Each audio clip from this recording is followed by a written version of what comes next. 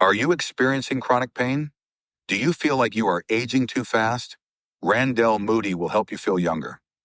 Email Randell at getx39power@gmail.com for a presentation on how LifeWave can help improve the way you feel, the way you function, and how it can improve your overall health and way of life.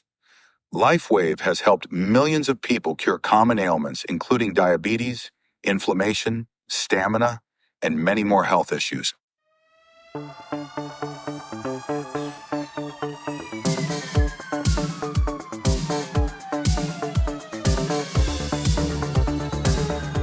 What's up, everyone? This is the Next Take Podcast, episode 57 with Mikel and Tanyka, where we have conversations on different topics. So we have a special guest on this special episode of our Halloween special.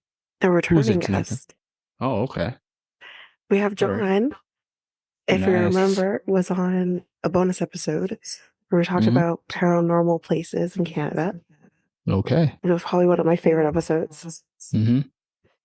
But hi, John. Hello. So today we're going to be talking about Halloween, the movie. Mm-hmm. And I'm going to guess that we probably talking about different movies. Right. Because Mikel watched a different one. Yeah. I watched two different ones. Okay. Yeah. I'm not sure if John watched anything recently, but we definitely did talk about Halloween in the last episode too. Okay. So we'll just kind of have fun with it.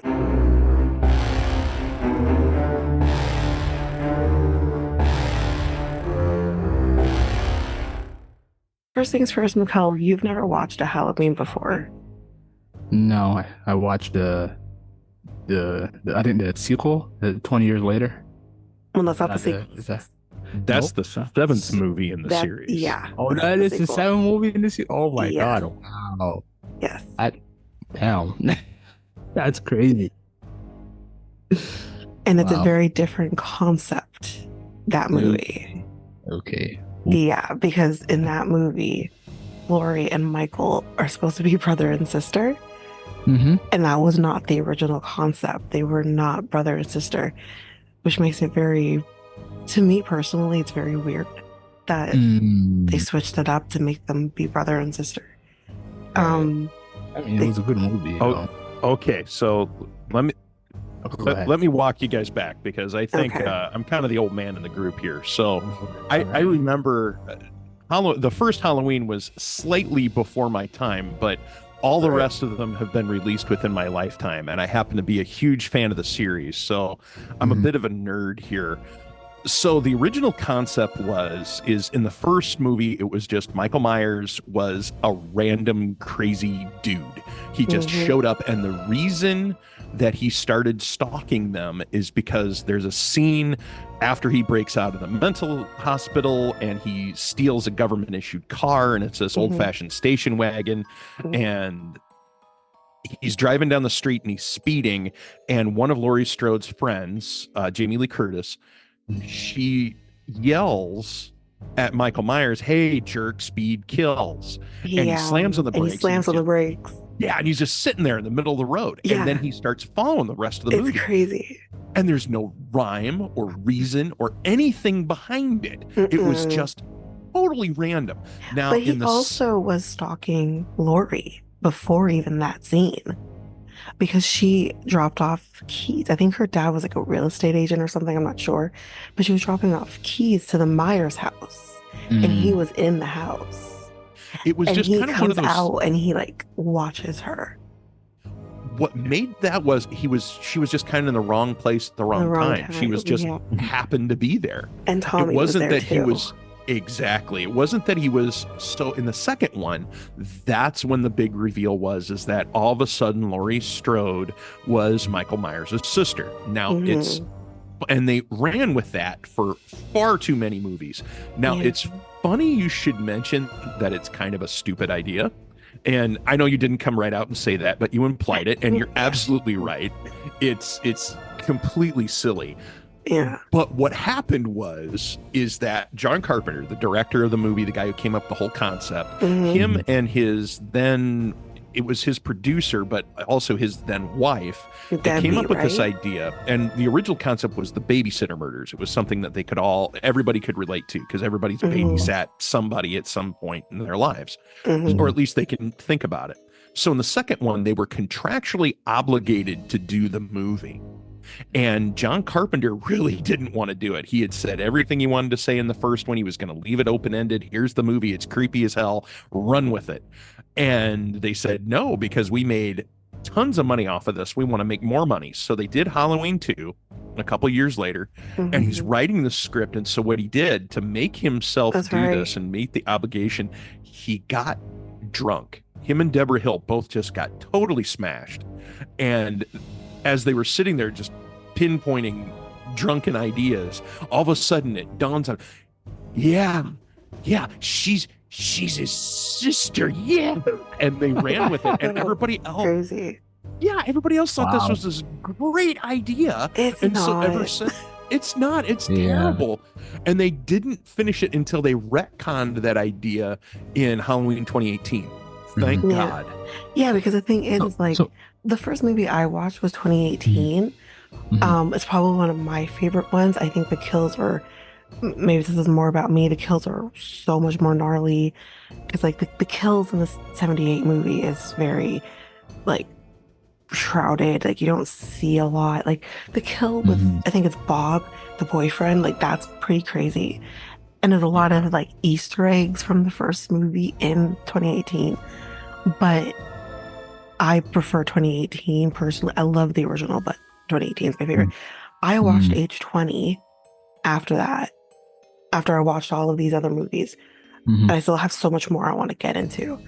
And I'm like, wait, what? They're sister and brother? That doesn't make any sense, because like you see him stalking his sister as a 6-year-old in the house, and you see her making out with, first of all, he has a problem with people having sex.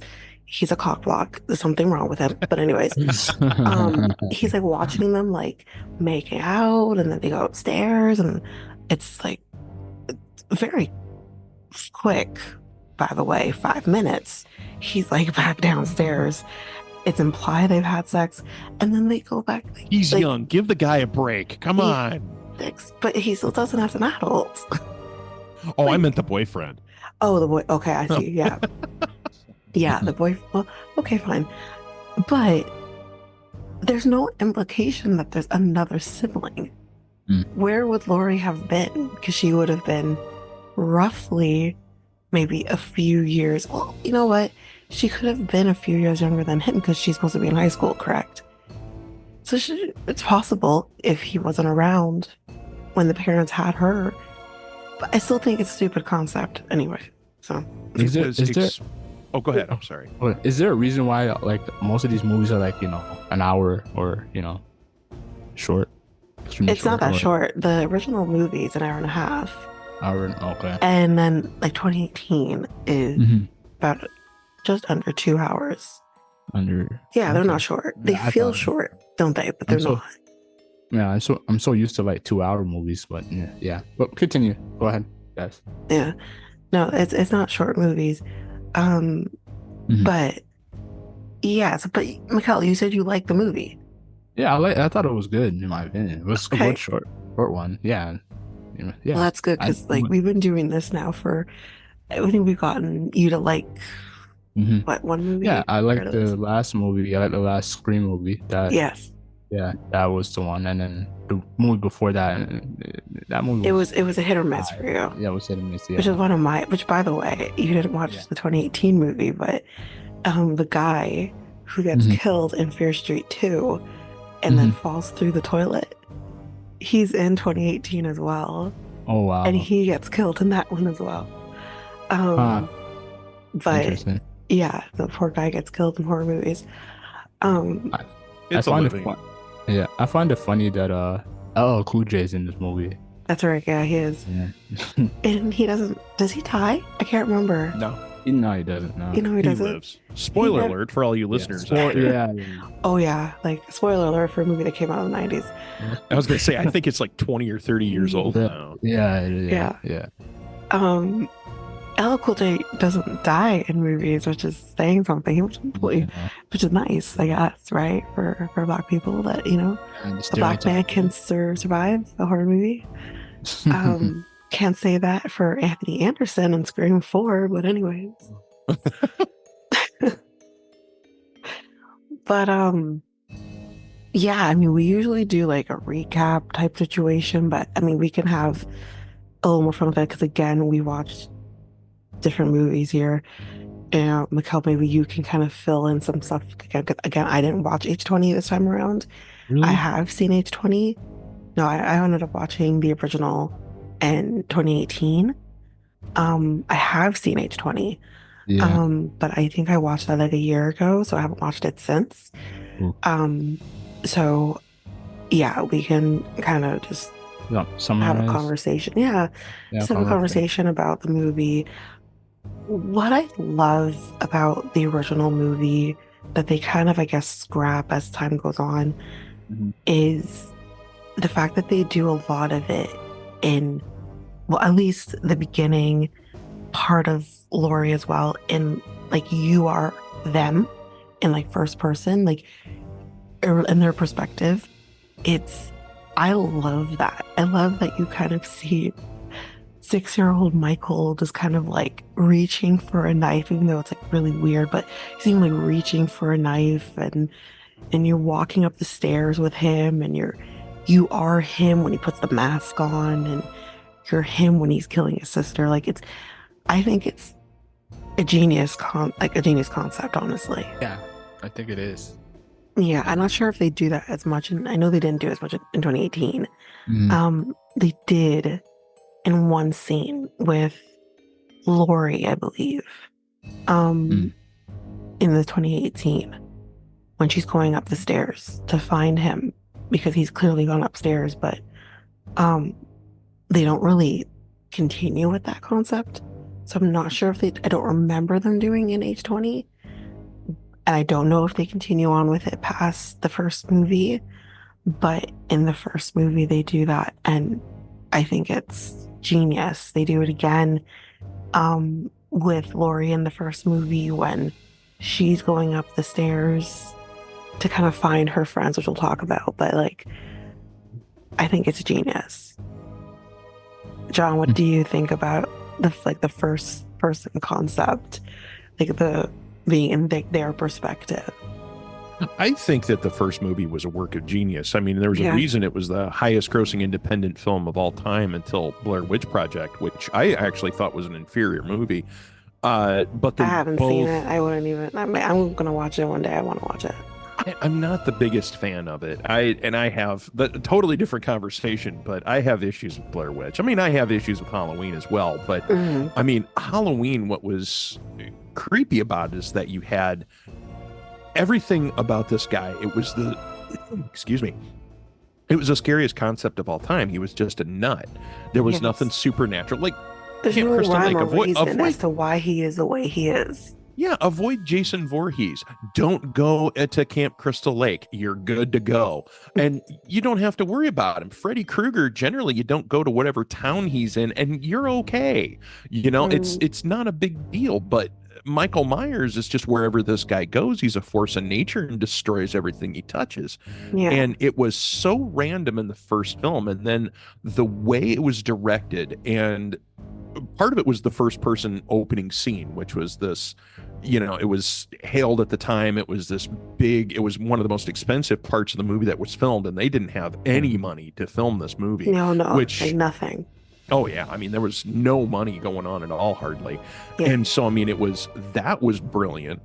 And then also his use, and all these things you're going to see used in slasher films over and over and over and over again, because they kept ripping off Halloween.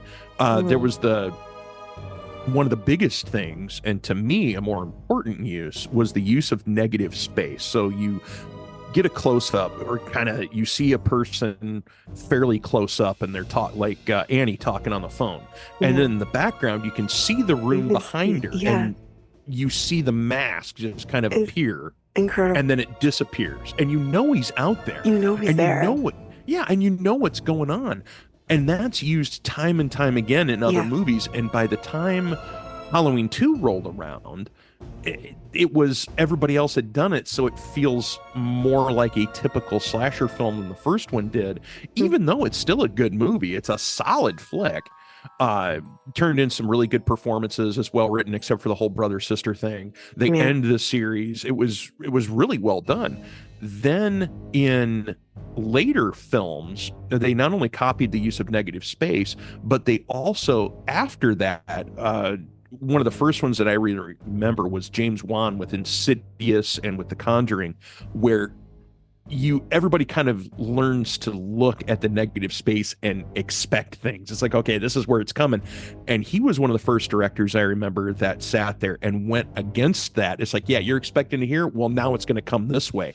And so now you don't know quite what to expect anymore. And that typicalness that was so common in 80s slasher films and horror films in general, it really has gone away starting in the very late 90s, early 2000s, which is good to see them inject some freshness into the genre. And I feel like that kind of freshness, I mean, maybe again, I was alive when Scream came out, but I was still young. I feel like that kind of freshness did come with Scream, because Scream kind of maybe took on some of this, the old concepts, but kind of came in with their own. I think it kind of revived the horror genre with Scream, which is amazing in and of itself. But what I also loved about the original movie, and again, like a lot of my information, if anyone is curious and you kind of want to know the behind the scenes, there is kind of, I can't remember what the series is called, but there's like a series on Netflix that kind of has talked about the different movies. There's like, they've done it with Christmas movies. Now they're doing it with the Halloween, more horror genre movies, and Halloween was one of them. I can't remember what the stupid genre was called. I'll find it and I'll put it in the show notes, but was it The Movies That Made Us? Was that yes, The Movies That Made Us. That is it. That was really well done. Yes, I love that series. I'm like, oh my gosh, like this is so cool. They've done it with like Elf, they did it with Halloween, they did it with Nightmare Before Christmas, like incredible. And they did one with the Halloween, the original Halloween. And I think watching it actually piqued my interest to kind of get into the genre, and I'm happy I did. And hearing them talk about the different concepts that they were kind of coming into, like what kind of made them come up with the idea of the mask, it's such an incredible watch.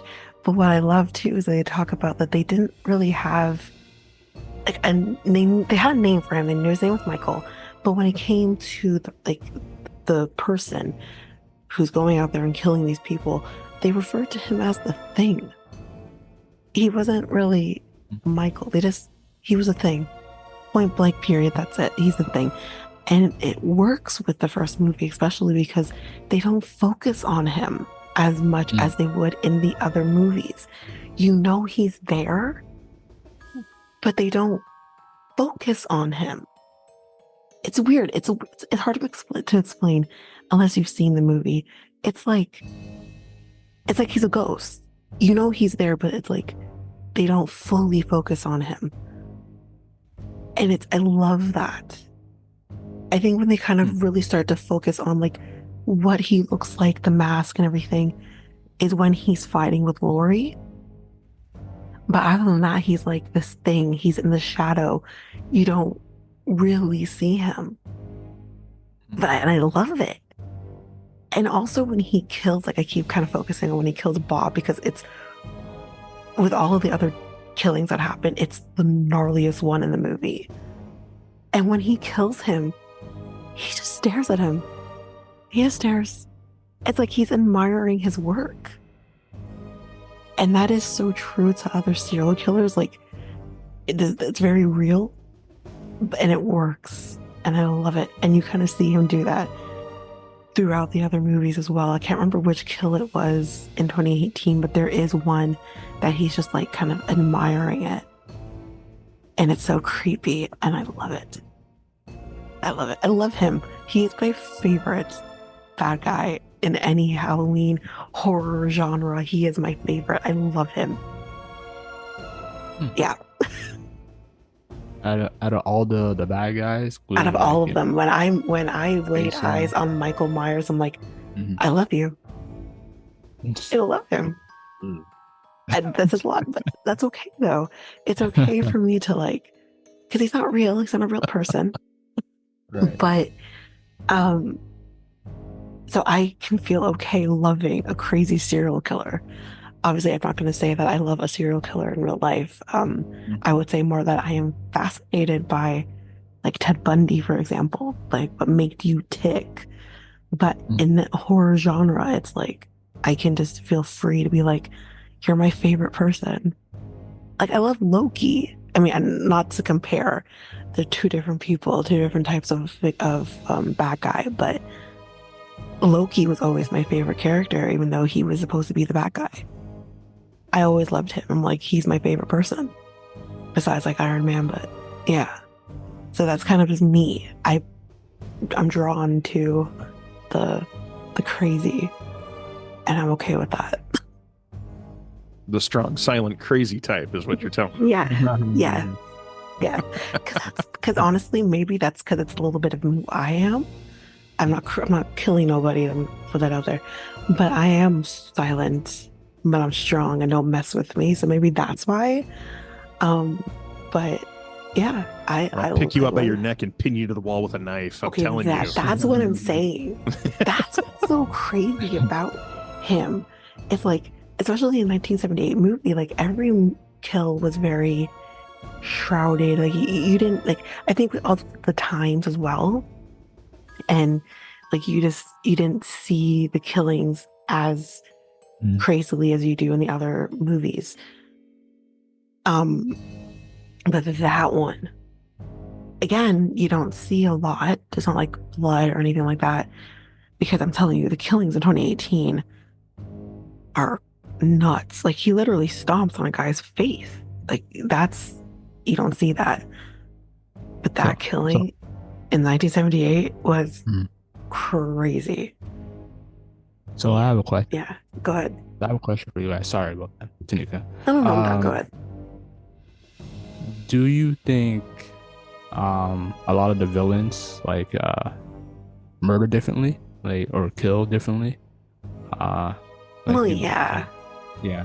I mean, their mode of like the weapon they may use could be similar, but how they kill is different, because again, very true to real life. Every murderer, their reasons for doing it can be similar but different, if that makes sense.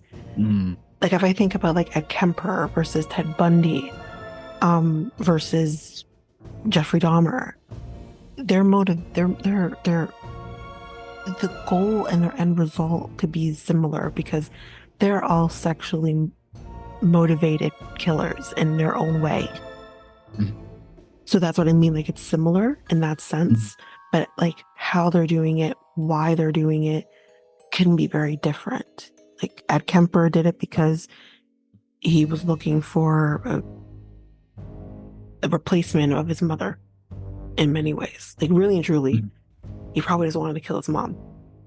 And he was still sexually motivated. Ted Bundy, honestly, I can't tell you why he did it. Why he did what he did. Besides the fact maybe he had because of his childhood. But that's why I say like with him, he's so fascinating, because I don't get you. But his reasons could have been similar to Ed Kemper, but he did his own thing. Jeffrey Dahmer, well, we don't have to get into him. I think at this point everyone knows a lot about Jeffrey Dahmer, but his reasons were different as well. His mode of killing was different as well. So it's similar to killers in the horror genre. They all do their own thing. I mean, Freddy Krueger doesn't need a knife. He has them a part of his body already. So, yeah. Okay. Yeah. I was just saying that it's similar with like, Ghostface. and Mhm. Michael Myers. They're very similar in terms Yeah. their approach of killing and murdering. So Yeah, but again, even between Ghostface Yeah. Killer and Michael Myers, kind of piggybacking again on what John said earlier, is Michael Myers didn't have a true motive to do what he did. He just did it because he's a little crazy. Ghostface Killer, and again, that's different for each movie, but we'll stick to the one we talked about, which was Billy Loomis and Stu Macher. They had a motive. Even though it's crazy, they had a motive and they had a plan. Michael didn't. He just ran into these girls and decided, I'm going to kill you. Whereas Stu and Billy were like, these people have wronged me in some way, so I'm going to go kill them. So it's to me, Michael is worse than any Ghostface Killer. I see. Okay. Yeah. Okay. True. So yeah, we kind of talked about the first person perspective, and we did talk about probably what maybe started the killing with Annie yelling at him. And what we also don't, what bothered me, and I think like this hasn't changed much, is there's a crazy person on the loose, and you say, no, don't alert anybody. We don't want to scare him. Are you kidding me? This is why the 70s had so many serial killers. What are you talking about? You have a crazy person on the loose that is a little nutso. You have the doctor literally being like, I've studied him for 15 years. I know he's going to come back here. And he doesn't. He didn't go back he was in the house, yes.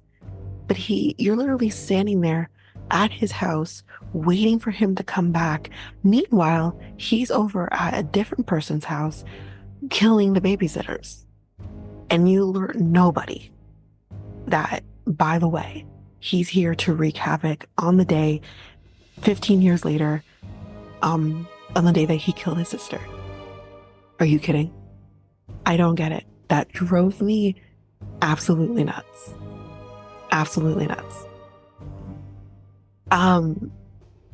But what we kind of again see is, again, this person who's never driven a car before, but he seems to drive a car really well.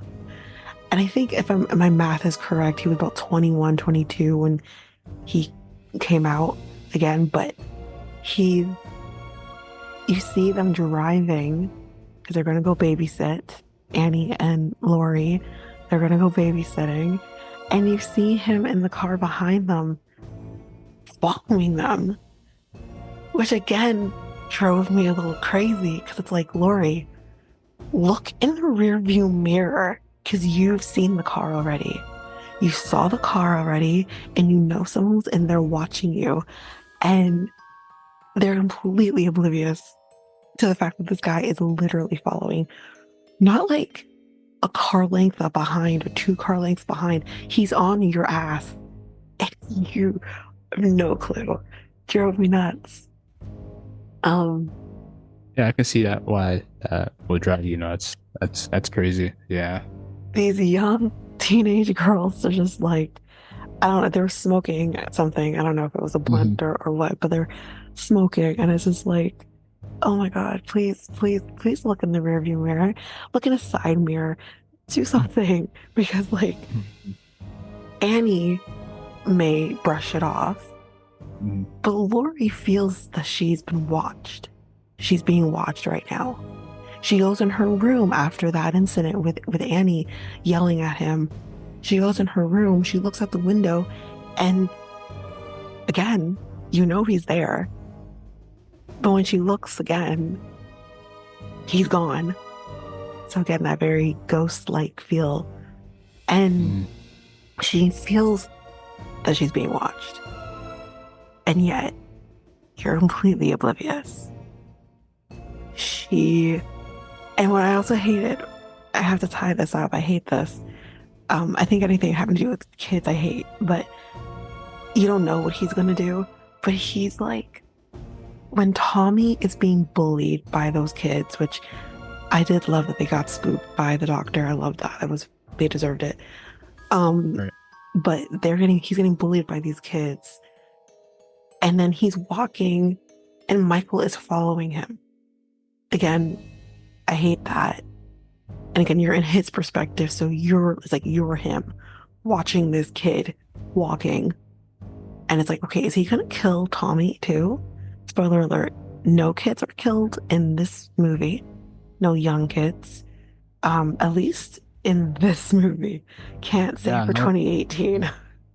Yeah, there was no kids killed in the 20-year later one either. So yeah, no, there was a kid killed in 2018.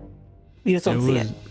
Yeah, there was a kid in the washroom with the parent, Mhm. but Michael Myers just took the bag and just like, just walked out the washroom and Mhm.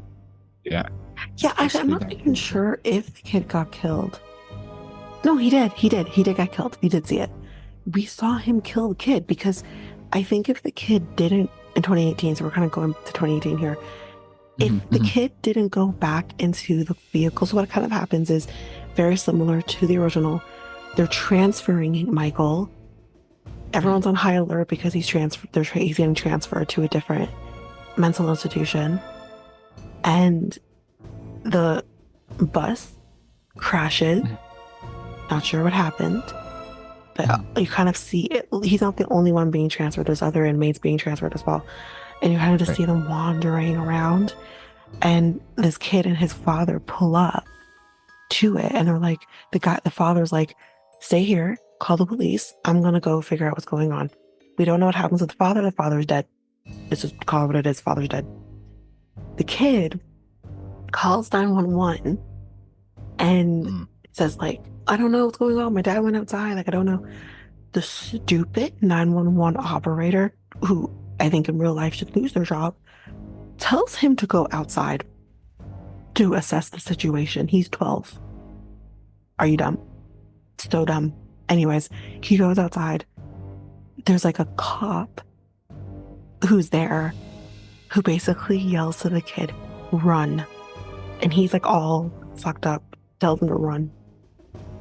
He does eventually go into the bus, shoots the doctor by accident, goes back into the car. If he didn't go into the car, he probably would have lived. But because he went into the car and went into the driver's seat, Michael he's in the car already, ends up strangling him so he could get the car. So maybe he would have survived otherwise, because like I don't think his MO is to kill kids, but because I guess the kid was in the way, he had no choice but to kill him. I don't know. That's a mess, but yeah. So yeah, you think like he's gonna kill Tommy and like he doesn't. And yeah, he doesn't kill any of the kids. But I would think like Michael Myers doesn't kill kids or anything like that. That's strange. no, like, but in that case, he is in the way. So it's kind of like, well, even like the next kill that he does in 2018 was like these podcasters, because they're kind of they're investigative reporters and they're doing a podcast, which is very, very typical.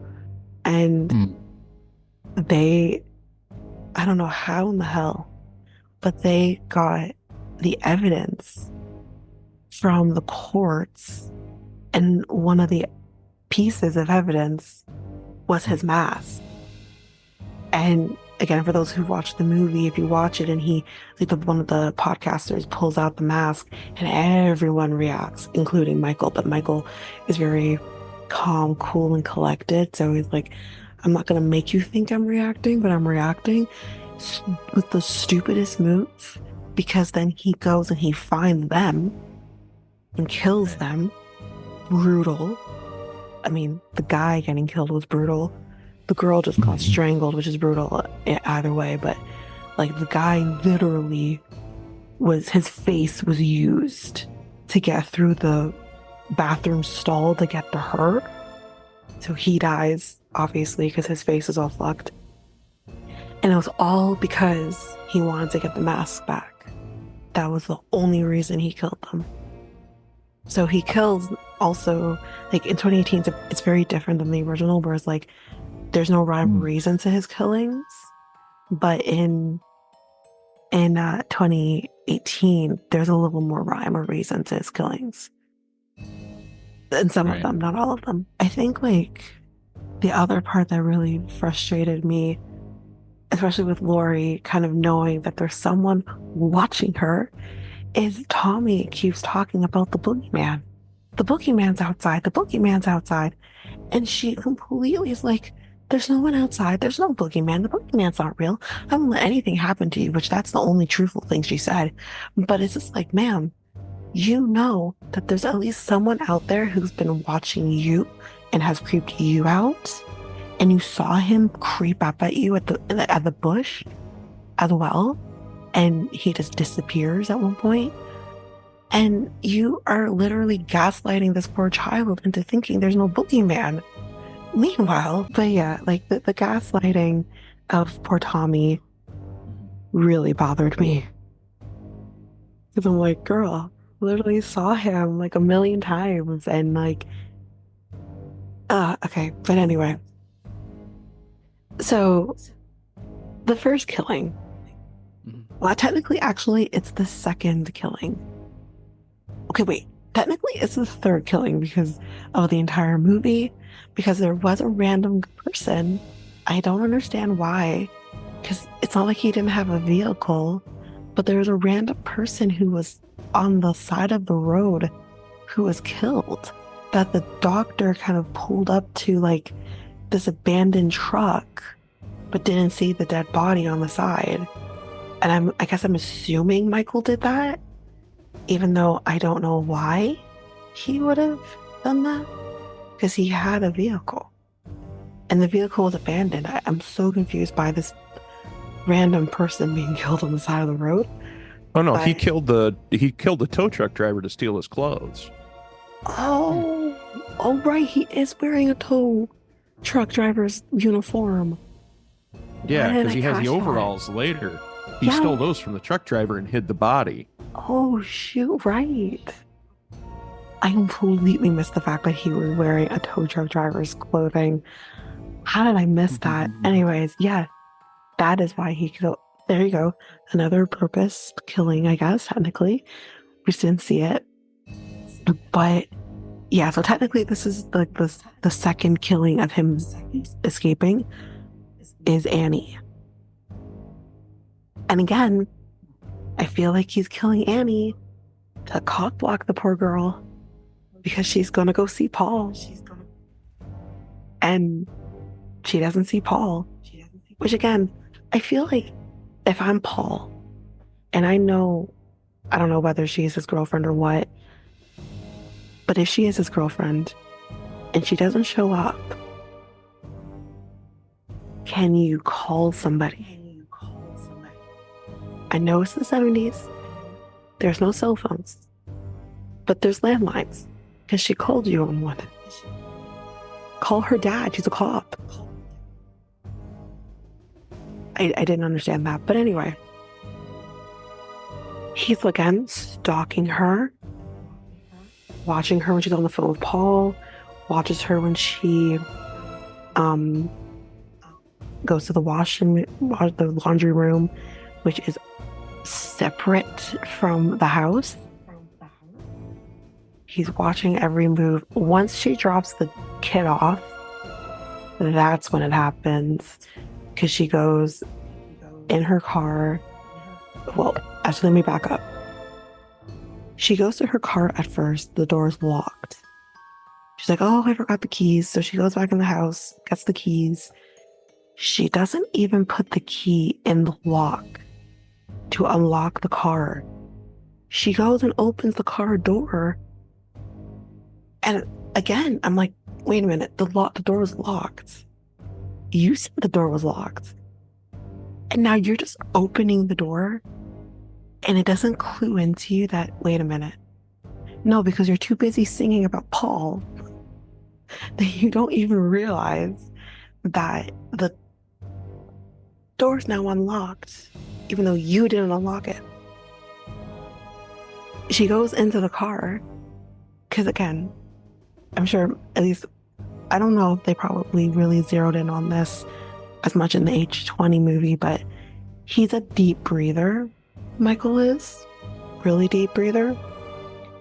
And like you can literally hear the breathing, like it's very deep. And he's in the car, windows up and everything. So his deep breathing is fogging up the car. And she goes into the car and she's like, "What's this?" And she's like touching the windshield. It doesn't understand what's on the windshield, but then he comes in from behind and chokes her. Well, what he did, it was an old Halloween prank. He soaped the inside of the windows. That used to be a thing they used to do during Halloween, that in people's houses. And so that's why she reached out and touched it. It's like, what's going on here? Oh, I see. See, I didn't know that. Yeah, that's what that was. Oh, interesting. Yeah. See, it pays off being old sometimes. Yeah. You know, I did not know that. That's understood. Okay. Still doesn't explain why she didn't check twice before going into the car. Maybe again it's because like I'm a woman, so if I know my car is locked and all of a sudden it's not. Yeah, you would have kind of thought that at some point. But you know, like you said, she was distracted. She wasn't thinking about it. She was thinking about Paul. Hey, maybe Paul's got it going on. I don't know. I don't want to be too judgy. Maybe. I don't know. But we didn't see Paul. Because he lived to tell the tale. But I don't know. I can't imagine. I don't think I've ever had anybody sing about me like that getting in the car. So I mean obviously I don't have it going on like Paul, you know? No, I mean I would like to think my boyfriend's got it going on too, but he doesn't distract me that much. I can tell you that. Mm-hmm. I mean, again, I'm 33 versus 16, 17, but even then, no man was distracting me that much. But yeah, that's the first kill. Again, you don't really see a whole lot, which is kind of, again, maybe says a lot about me, but it's kind of what I don't like about the 78 movie. You don't see enough until we get Bob later, and you're like, oh damn. So, which is crazy, which is again something that definitely comes back in 2018. So we'll talk about it. But yeah, so that's kind of the first thing. So Annie's gone. Bye, Annie. It was nice knowing you. And I guess speed does kill. She was correct. But this time he was slow, so he was slow. But then the next kill, which again, where are the owners of this house? Because you have Linda and Bob showing up just so they can have sex in this house. If I was the owners, I'd be pissed. First of all, I'm gonna need to move because a lot of killing happened in this house. But at least with Annie, it would have been explained. Linda and Bob as the homeowner, I'd be like, how did they get in here? And then where's my kid? You know, like, anyway. So they come up and they're like, oh yeah, we're gonna, you know, Annie's here, whatever. I think they're trying to have a threesome with Annie. I don't know. But they're like going into the house. Obviously it's in darkness because Michael's in there. Annie's somewhere in there too. And they go in and they're like, oh, like Annie's not here. And they're like making out on the couch, whatever. He's watching them. And again, it's very reminiscent of his sister because her sister is blonde haired as well. So is Linda. And it felt like history was repeating itself with Linda and Michael watching. And so they call up Lori, who's across the street, by the way. I don't know if that's whatever, but they're literally across the street from each other. So she calls Lori and she's like, oh, where's Annie? And she's like, oh, she went to Paul's. You know, call me when she's back because she has the little girl who Annie was babysitting. I can't remember. I think it's Lindsay. Yeah, Lindsay, because the amount of times Annie screams out Lindsay. How did I forget that? So, yeah, so it's Lindsay. So she has Lindsay, and she's like, let me know when she's back. And Linda takes that, and instead of being like, okay, Annie should be coming back at some point, she literally just says, oh, Annie's coming back tonight, so we have the whole house to ourselves. No, you don't. Anyway, they go upstairs into these people's bedroom and have sex in their bed. So they're having sex, which is really quick, by the way. Or, sorry, I'm really hating on the young 70s kids right now, but it's whatever. Mm-hmm. So, yeah, they decide to go get a beer, and Bob goes to get the beer. And he's in the kitchen getting the beer, and the back door opens, which is something that happened quite a bit throughout the movie, is this back door keeps opening. So his back door opens. He's like, Annie, is that you? No. So he goes and closes the door. He checks one side. I don't know exactly what he was opening, some cupboard maybe. Doesn't see anything there. Goes to the other cupboard, and Michael's there. And Michael comes out, choking him. He has the knife. I'm going to go right to the point. He literally lifts him by the neck. So he's floating in the air by this guy who's choking him by the neck. Takes the knife, and did he choke him in the neck? I can't remember, or not choke him, but did he stab him in the neck? I can't remember if I got that right. No, it's through the chest or through the chest. Okay. So he stabs him. And I guess this knife is big enough that it literally goes through him to the other side. And I guess is implanted in the wall. And poor Bob's just hanging there by the knife. And yeah, he's dead. And this is the part where I say, Michael doesn't like he moves on to the next or anything. He just stares at him. And he turns his head. And he just keeps staring at him. Admiring his work is the only thing I can come up with. And he's just watching it. It's so freaky. And I love it. Because I'm watching it, I'm like, ooh. So with that though, he takes his glasses, puts on a tablecloth of some sort to make himself look like a ghost. And he has the glasses on over the tablecloth. And he goes to Linda, and Linda thinks it's Bob, obviously with the glasses and everything. And why else would she ever think it's anyone else? But this is not Bob. And she's talking to him, and she's like, oh, where's my beer and whatever. And she's playing with him, and she's like, oh, you like these? And she takes her boobs are exposed, and she's like, he's not responding at all. I guess how she thinks Bob would respond. And she's like, okay, you're being really weird, where's my beer, whatever. And she is completely oblivious that it's not Bob. So she turns her back to him, calls Lori. The phone's ringing, and just as Lori picks up the phone, that's when he attacks her with the phone cord, I believe. So he's choking her with the phone cord. And to Lori, though, it sounds like it's moaning. And she's like, really?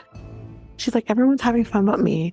And she's like, Annie, is that you? What's going on? She's like, oh, so now I have to hear you moan, kind of thing. And little does she know, though, that her friend's being killed. And he does stab her, right? Or does he just choke her to death? No, he strangles her to death with the phone cord. With the phone cord, okay. So yeah, he strangles her to death with the phone cord, which is different than everyone else, because he's been stabbing everybody thus far. But he only strangles her. I don't know why. At least the knife didn't come into play at some point. That's interesting. But anyway, Linda's dead. All of her friends are dead at this point. Annie's dead, Bob's dead, Linda's dead. So it's just her. Kids go to sleep. And she's thinking, why no one has called her? What's going on? So what she ends up doing, which personally I wouldn't do, I'm calling the police to do a wellness check. But anyways, she goes across the street to find out what's going on. And she has, I don't know if she had a key, but I think she went to the back and she's able to get in that way through the kitchen. And Bob's gone because the killing happened in the kitchen. Bob's not there. So there's no evidence that something bad has happened as she walks in. It looks like nothing happened for the most part. And she's looking around. She doesn't see anything. She makes her way upstairs. And I don't know exactly where. I can't remember exactly where he was, but she makes her way upstairs. And right there, she sees this tombstone that says Judith Myers, which is the sister. And the sister was killed. And lying there, that was Annie, right? That was lying. It was Annie. Okay, so Annie's on the bed, lying there, obviously dead. Poor Lori's freaking out. She goes to like the closet. There before she goes to the closet, sorry. She backs up and then Bob just comes like just the worst horror house ever, just comes swinging down and I think hits her. And she's like, oh my God, he's dead. He's just swinging by the feet.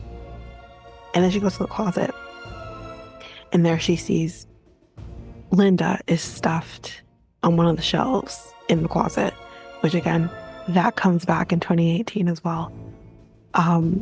So she's freaking out. She's like, oh my God, all of my friends are dead. And I see if someone can, well, if no one person, John, if you can jog my memory, where was Michael throughout this? Like, where did he pop up at her? It's when she was standing out on the head of the stairs there, and he comes up behind her and stabs her in the arm. Oh, right. And then she falls down the stairs, like literally, I think through like the banister, just falls right down the stairs to the bottom. And she's hurt and she's freaking out. This is how Jamie Lee Curtis was forever known as the Scream Queen, because she's fantastic. And oh, by the way, also Mikel, because you didn't watch this movie, this was Jamie Lee Curtis's very first role, was this movie. Okay. Right. Yeah. So okay, I see. Yeah. It made sense. This movie made her. Okay. Yeah. Like her first like major role anyways, this movie. So yeah, she's like freaking out, she's hurt, she's trying to get up, trying to get out of the house. It's like even the way she got in, she can't even get back out that way. I don't know what the hell he did, but she couldn't get back out. And which is very different than like Ghostface, for example. Like Ghostface will charge at you. He's not. He's just walking down the stairs, calm, cool, collected, thinking, I got time. That's how he moves. And that's, I think, why I love him. He just moves. So every movement is just, I got time. You're not going anywhere. It's fine. And he's just slowly moving down those stairs. She does get out somehow. I can't remember how. John, do you remember how she got out? She smashes the glass with her hand and she moves to the rake. Yes. There we go. Yeah. She gets out. This drove me nuts. She gets outside. She's screaming, help me, help me, help me. She goes to a neighbor's house because obviously she doesn't want to bring him back to the house where the kids are. So she's like, goes to a neighbor's house. They turn the light on. You hear this young girl screaming, "Help me. She's hurt." And what the fuck do they do but turn the light back off and don't help her? You should be ashamed of yourself. Like, I understand that's really scary and you don't know, like, if bringing this person inside the house is the smartest idea, especially because, let's remember, this is kind of like the end of an era of I feel like there's a lot of like real life kind of coming into this a little bit too. The 70s was a time when it came to serial killers. I understand that. But damn, this is a young girl who I believe lives in the neighborhood. You must know her to some extent. And you just, yeah, no, I'm not going to help you. Wow. So she goes back to the house where the kids are, and she's trying to get back into the house. Unfortunately, she must have dropped the keys in the scuffle with him. She doesn't have the keys. So she's yelling, "Tommy, Tommy, let me in." Remember, Tommy's asleep. Let me in. She takes a potted plant, throws it to the window. That's Tommy's window. Wakes him up. He looks out. She's like, "Tommy, Tommy, let me in, let me in." And he's like, "Okay." So he's like groggy, poor thing. And meanwhile, Michael is, again, at that time, slowly advancing towards her from the house. And she sees him coming. And eventually Tommy does let her in just in time because Michael's like right there. And she's like, "Go to your room, lock yourself in the room, don't come back out." And she's like turning the lights out, hiding. But unfortunately, Michael found a way in, and that was through the window. And she's like, "Oh, well," I would have said, "Oh, fuck," but she said, "Oh no," he got in. And again, the scene, it's like it's so clouded by the shadow, but basically she's down on the couch hiding. He's behind the couch. He comes up to her, grabs at her, tries to stab her again, but she has like a knife or something, and she stabs him in the side of the neck, and he goes down. So you're thinking, oh, she's like, "Oh, I killed him. It's done, right?" And she drops the knife, and I'm thinking, girl, evil don't die. Hold on to that knife until you know he's actually dead.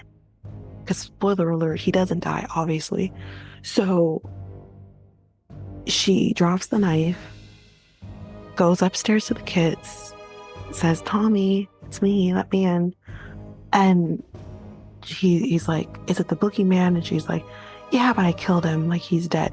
No, because as she's talking to the kids, he's just, you see his shadow slowly coming up the stairs, and he's there. And the kids see him, obviously, first. She does because her back's to him. And they all run back into the room. The fight starts back up between Lori and Michael. And this is the scene where she goes into the closet. Correct? Yeah, that's about right. Yeah. So she goes into the closet. And this is the most like, it's one of probably the more famous scenes of the movie is this scene. This is the same scene, Mikel, that was playing in the background in Scream. This was the scene in the closet. So, I mean, I don't know how much you were paying attention to the TV in that scene, but they do kind of zero in on the closet scene anyways. So you would have at least seen it there. Yeah. And this is the scene where he's like trying to open up the closet, and he can't open the closet, and then he just starts, it's like a wooden closet, so he's like beating through the closet, and he's like stabbing at her, and he like turns the light on in the process, and he's like stabbing at her. So this is that scene. And I see. she takes like a wire hanger and like puts it in such a way where she can like stab with it, and she like stabs at him with the wire hanger, and he drops the knife in the closet in the process. So she takes the knife, and she I think like he stops, so she thinks like maybe okay, I'm gonna go out there. He's not dead, obviously. He's not really hurt either. So it's here that she stabs him with the knife again, and he goes down again. And again, she drops the knife. Does she drop the knife again? And I'm thinking, the first time you stabbed at him should have been the indication that maybe you should hold on to the knife until you know he's dead. But anyway, she goes back to the kids again and says, Tommy, it's me. Here we are again. And I think in this case, though, she says to them, run to the neighbors, call the police, tell them to come here, whatever. So they do that. They go. And then you just see him getting back up again.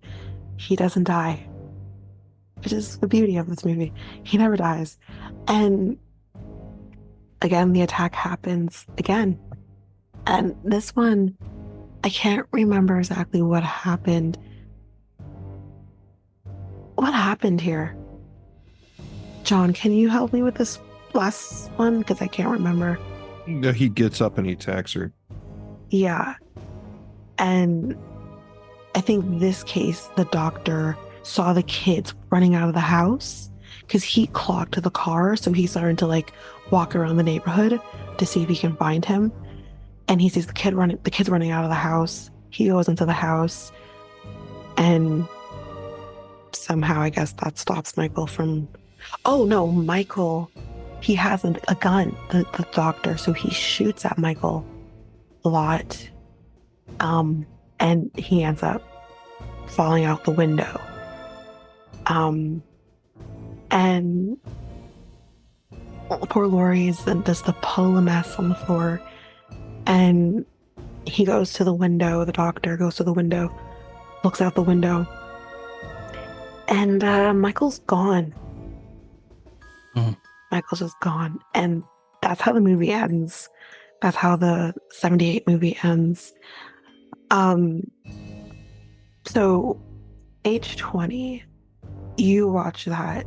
Was there any scenes from that like, you know, you wanted to talk about or anything like that? Well, since I didn't watch the first one, not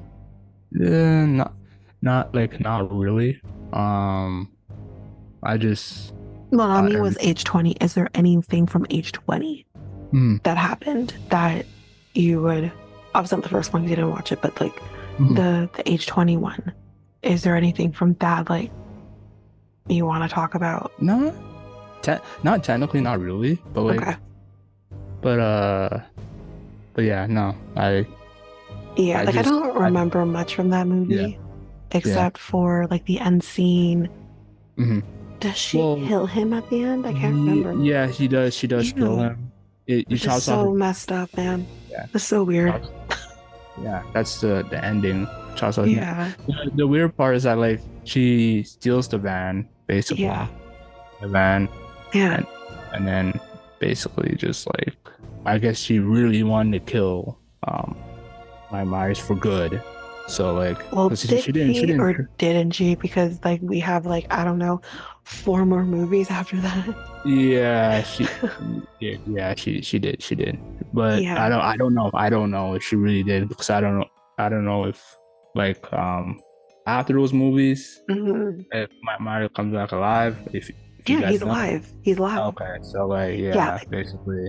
I haven't seen 2009 movie, so I don't know kind of where the transition is from that movie to that one. But in 2018, he's in the mental institution.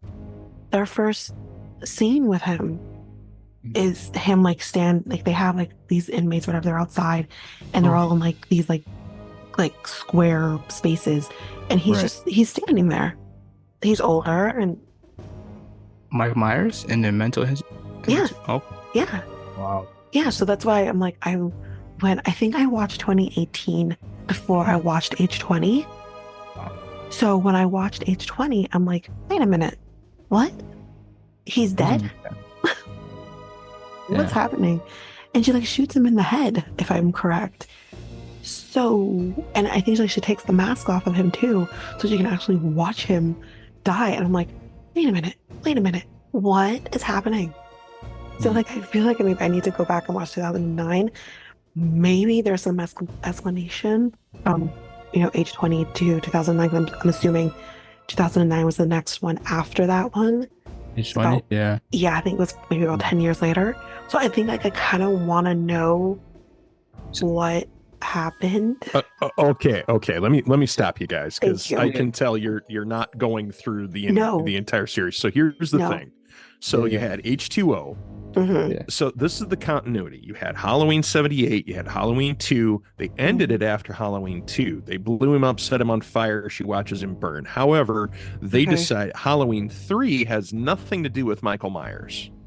That you told me this, yes. It's a whole side story, but just suffice to say, for the sake of this conversation, Halloween 3 has nothing to do with Michael Myers. Pissed off a lot of people. Isn't that one literally called Halloween Returns or something, like Michael Returns or something like that? No, it's Halloween 3 Season of the Witch. It has, like I said, it has nothing to do with Michael Myers. Absolutely nothing. Yeah, it's just take 3 out of the continuity. Just forget about it for now. No problem. I can explain it, but I'm not going to for the sake of this conversation. It's going to take a while. I don't think then, late 80s, you had the reduction. That was Halloween 4, the return of Michael Myers, and they retconned it. The thing is that Laurie Strode had died and in a car accident, and her daughter, Michael's niece, was now the subject of he finds out that he has a niece, and he breaks out of the mental hospital, and he's all scarred up and charred and whatever else, and he gets a new mask, and he comes through and he stalks his niece for the next 3 movies. Okay, so question before you finish that. So with 2018, we do see that Laurie has a daughter. It's Karen. So we're going to forget about 2018. I'll get to that in a minute. Got it. It'll all make sense by the time I'm done. Trust me. Give me about 5 more minutes and we'll get back to it. So Halloween 4 or 5, he's chasing down his niece, played by a very young Danielle Harris. Then in 6, she's in it, but then he finally kills her. It has to do with a cult and all this other stuff. It's just nuts. Okay. So then they made H2O, which was the 20th anniversary of Halloween. Mm-hmm. So what they did was, it's 20 years after the events of Halloween 2. Laurie Strode faked her death. There's more like nods to the other 3 movies in the series that actually deal with Michael Myers. That she had faked her death. Makes sense. They never mention the daughter, Danielle Harris, whose name I can't remember. And then Jamie, that's what it was. Then, not important, but we're going to throw that fun fact in there anyway. Mm-hmm. They don't mention anything about a weird Celtic kill cult, which it's bizarre. It's out there, but I'm definitely not going to explain that one because I don't think anybody fully understands that one.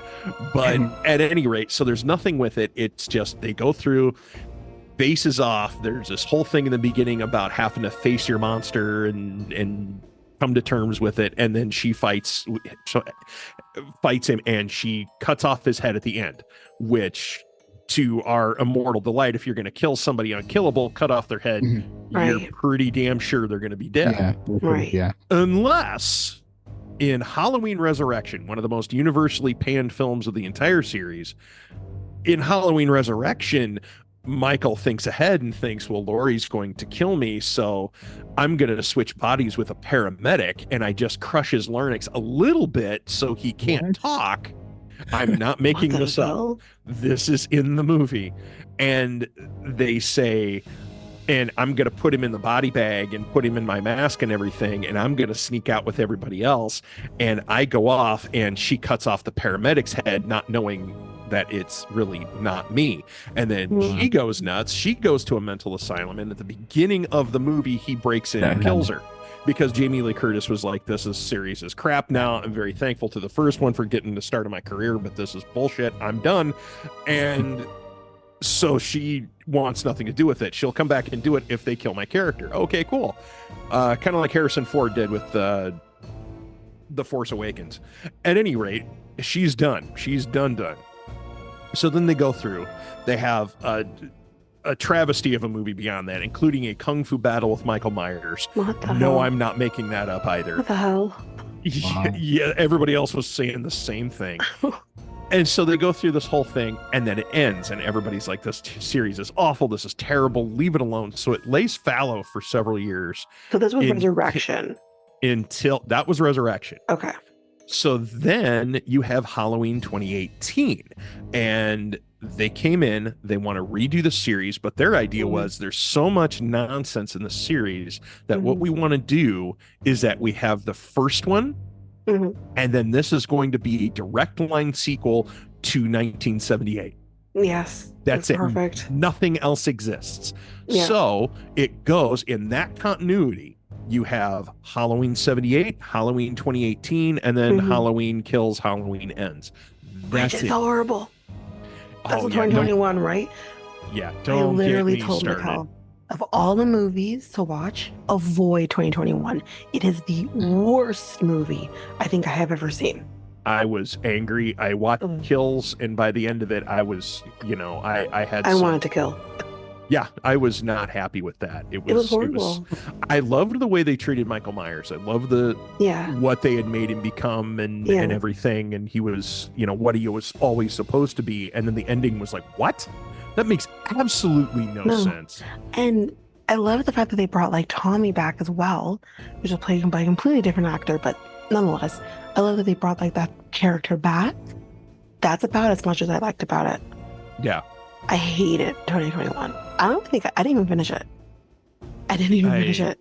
It got to the part where they're Halloween like, Ends was awful.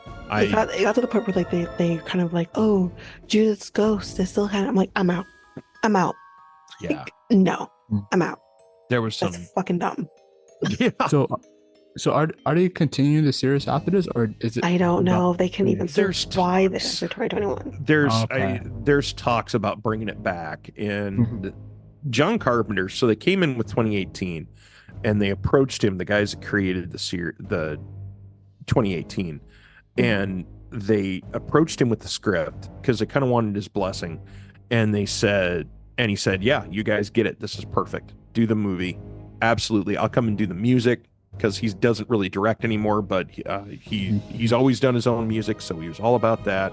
So he comes in and he agreed to do that, and then they told him, well, we're going to do sequels to it. And he's like, don't do it. Just don't do it. Let it end. Agreed. And they didn't, and it went on to 2 more movies, and everybody loved 2018, and the next 2 movies everybody hated. 2018 was incredible. Oh yeah, that was my first introduction into this movie. It was a good movie. In love with it. The concept was great. I loved everything about it. And how they did it in the end of 2018, he's dying in a fiery pit of hell. You could have just left it alone at that point. Yeah, like, they killed him. He's done. Yeah, he's done. They literally walk him. So, Mikel, so you understand here. In 2018, Laurie has like this contraption of a house. And one of the contraptions is her basement. The only access, I think, to this basement is through this landing in the kitchen island in the kitchen that moves and opens up to like this cellar type feel of a basement. So they're make it seem like this is to protect the people who live in this home. So with Michael getting out, everyone knows that he's out, and they're trying to get like Laurie. She has her daughter Karen, her husband, her daughter Allison, who are going to be hopefully in this contraption in this house. What ends up happening, we'll kind of go into more details after, but what kind of ends up happening is at one point, Lori made a comment like to Karen, "Oh, you thought this was my prison? It's not. It's a prison meant for him." And when they get him in there, she traps him in there, like this cage that traps him in there. And all of a sudden, you just kind of see all these different things start lighting up, and it's like gas. It's gas that's kind of, and then she throws like this like a strobe lighter of some sort in there, and it just like just erupts in a fiery pit of hell. He's dead. The house is up in flames, everything, like he's gone. Lori's out. Unfortunately, the husband did not survive. So his body's also burning in there. So yeah, that's basically what happened. Like it just blows up in a fiery pit of hell. And they could have just ended it there. Yeah. And they didn't. They just milked it. Yeah. Okay. Yeah, they did. Yeah. It's horrible. Oh, hopefully this ends it. Like ends the the series. Hopefully it doesn't come back again. Oh no, they're already in talks to reboot the series. Yeah. If it comes back, they need to kind of have like I don't know, the Scream approach. Because the rebooting of Scream works. But yeah, but didn't are they like it all the Scream connects, right? Like one from one to six. That's the difference. Right? Yeah. But if they connect it back to like 2018 in some way, or if they're rebooting it and starting fresh, that's one thing. Yeah. Where Scream didn't do it that way. It's a reboot, but they still piggybacked off of the other movies. Yeah. But they always kind of had that continuation, and it made sense. Whereas Halloween clearly did not do that. But if they start fresh, then they have possibility of it working. I think they should start fresh, in my opinion, because like what? Why go back 19? Like, no offense. It worked with 2018. It worked with 2018. But it's just like too much. As a fan, if I was a fan, like if Marvel, just say if Marvel did that, that would be too much. All right, so like but I think with Marvel too, like Marvel, like I don't see Marvel they did obviously like redo Spider-Man. I mean, Spider-Man's kind of one of those ones that have been done over and over and over again.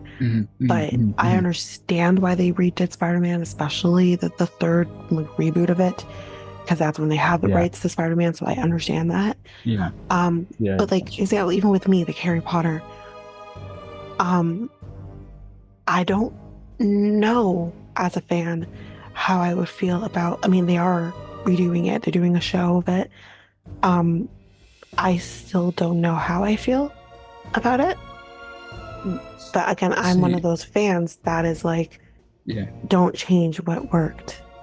I don't like change.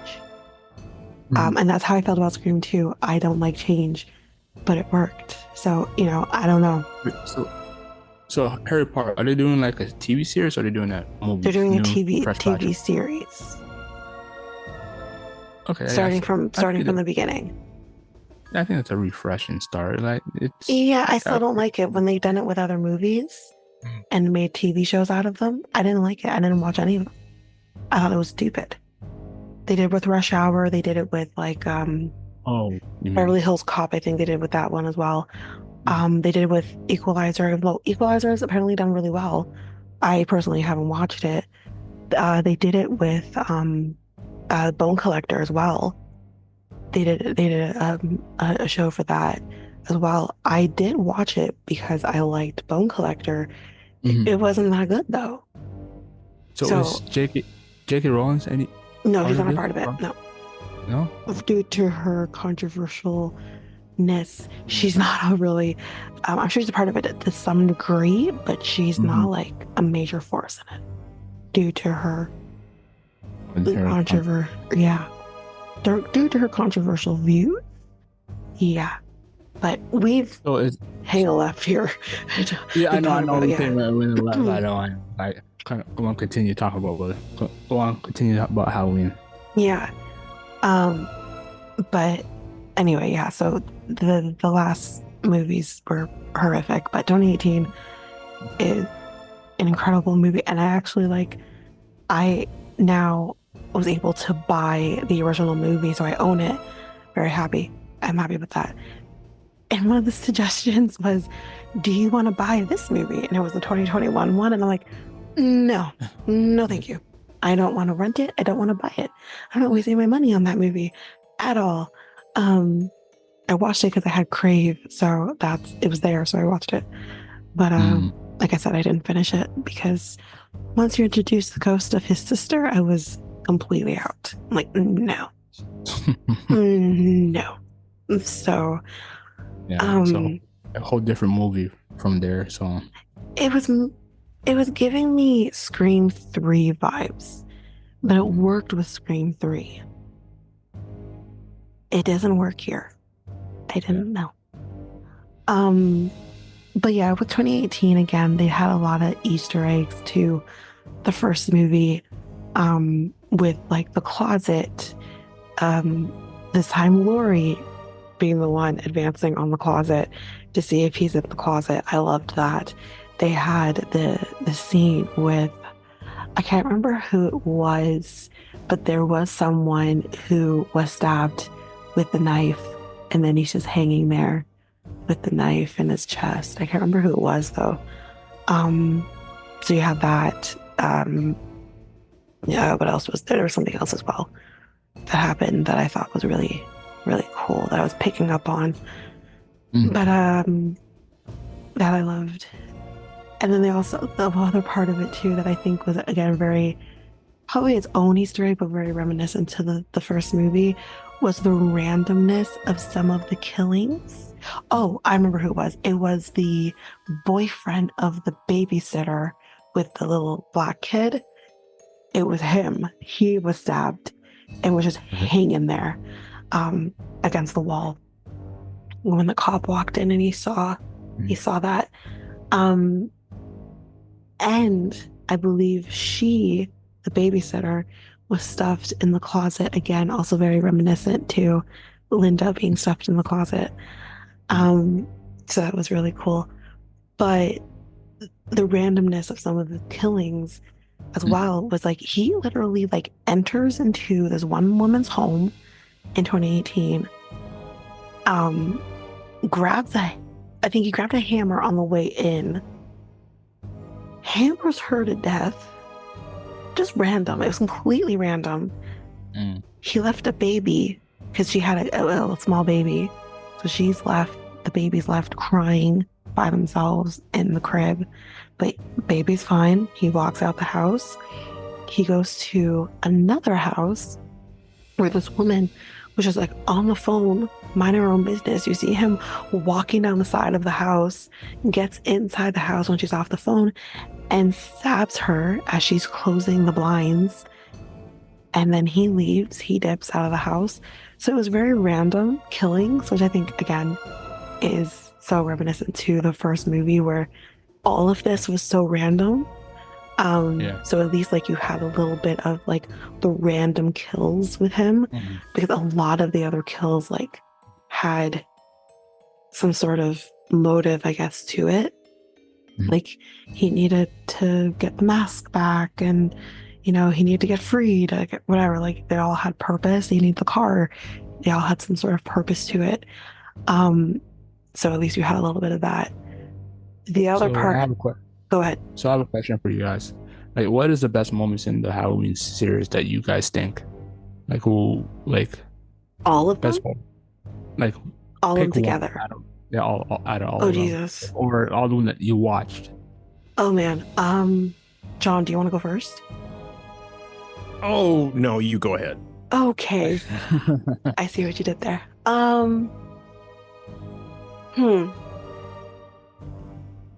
Man, I think it's hard to pick one, honestly, to tell you the truth.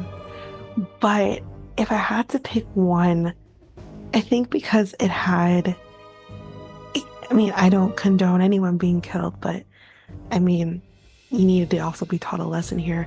So the same guy that I mentioned to you earlier, Mikel, who was in Fear Street, he misread some signals with Allison, which is Laurie's granddaughter. So to kind of back up a little bit, Allison was at a Halloween party. It's a school party, like a dance that she was at, and she was there with her boyfriend, Cameron, who decided it was a great idea, dressed up like Bonnie, she dressed up like Clyde, that he kissed this other girl, and Allison saw the whole thing.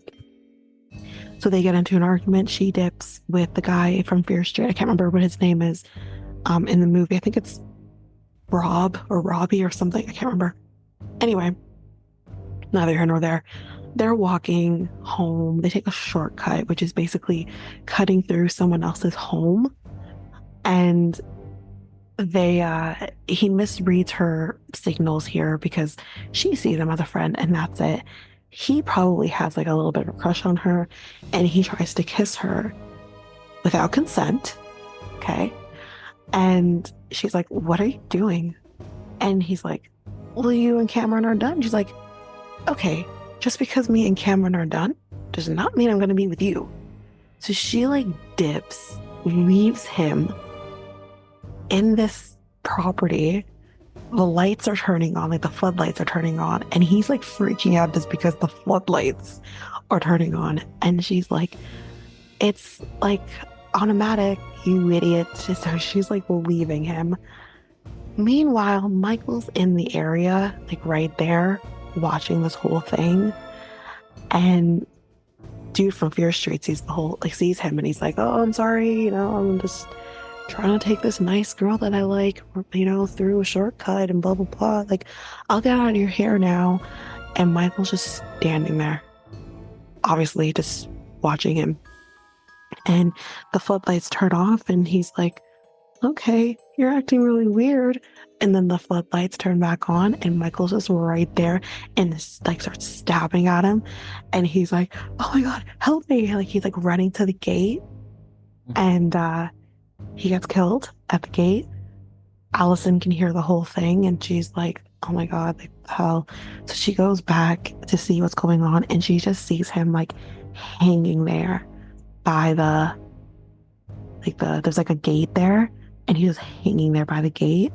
And then Michael just comes out from the side and is just there. And obviously she knows it's him, and she starts like freaking out. So it's probably like one. It's not, I can't say it's my favorite because like I love this series for the most part. Yeah. So that's like one thing where you're like, "Oh, damn." But like, yeah, that's one thing that I liked. Okay. What about John? You, John?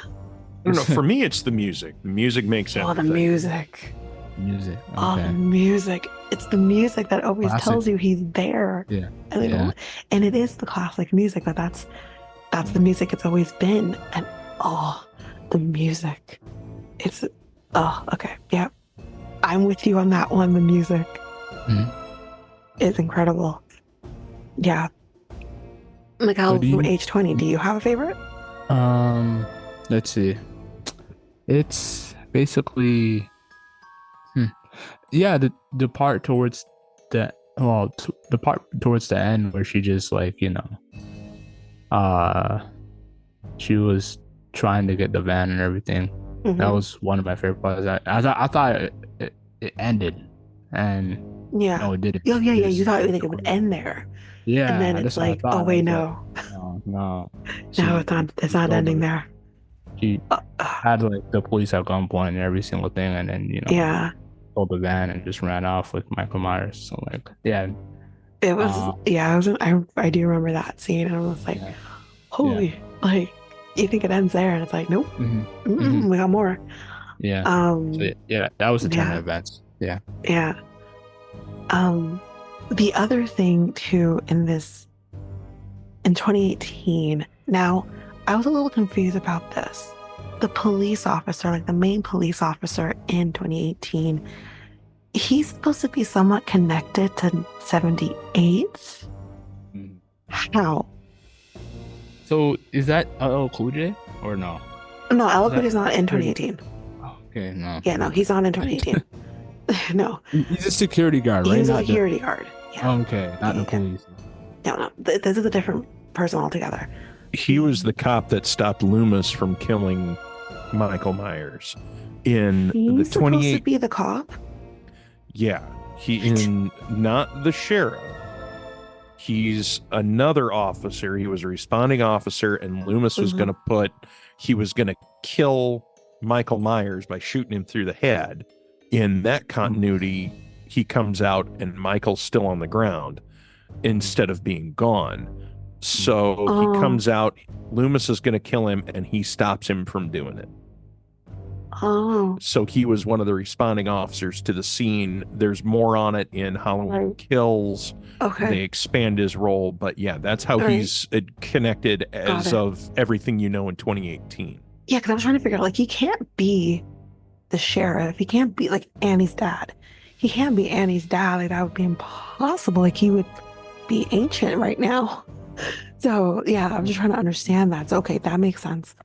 So, yeah, now I'm assuming he's sheriff now in 2018. And what I loved, it's a turn of events. It's something you don't really expect. And basically, this police officer, they find Allison. They get to her before Michael does. And they're trying to get her to Laurie's. And they're driving around. You have the police officer, you have the doctor, who is not the original doctor, but you have the doctor. And then you have Allison in the back. And again, this felt, I know, Mikel, you probably didn't watch this movie. You didn't watch the second Scream movie, but you should. And then watch 2018 as well, because this is also very reminiscent to the second Scream movie as well. And I'll connect it in a minute. So they're kind of driving around, and the doctor is like, Allison, keep your eyes open. He could be he could be anywhere. And she's looking around and she sees Michael, and she's like, there he is right there. And they come up to him and they hit him with the car, and he's down. And the police officer and the doctor are going to go out to get him or whatever. The police officer has a different view on this. He wants to just shoot him and get it over with. But the doctor's like, he is property of the state, so you can't kill him. You can't kill him. But he's like, watch me. I'm gonna kill him. So he tries to go and kill him. But the doctor switches shit up on everybody and stabs the police officer in the neck, or stabs him somewhere. Stabs him. He's down. And he's like, oh, so that's how it feels. This doctor's crazy. And I kind of loved it. He's a little crazy. And he bends down to Michael, takes the mask off of Michael, and puts it on him, on himself. And I'm just like, what's happening here? Like, this is crazy. Meanwhile, Allison, seeing the whole thing, she's freaking out. She can't get out of the car because she's in the back seat where like a prisoner would go. So the doors are locked. Like, there's like the child safety lock is on or whatever. So she's locked in. She can't get in. The doctor comes and brings Michael into the back seat with her. And then he's driving and he's like, we're going to Laurie's because like, I want to see, like, they need each other. They thrive off of each other. So like, we're going to go there. So what's reminiscent about this with Scream 2 is it's very similar to that in Scream 2. So in Scream 2, again, I know Mikel even watched it.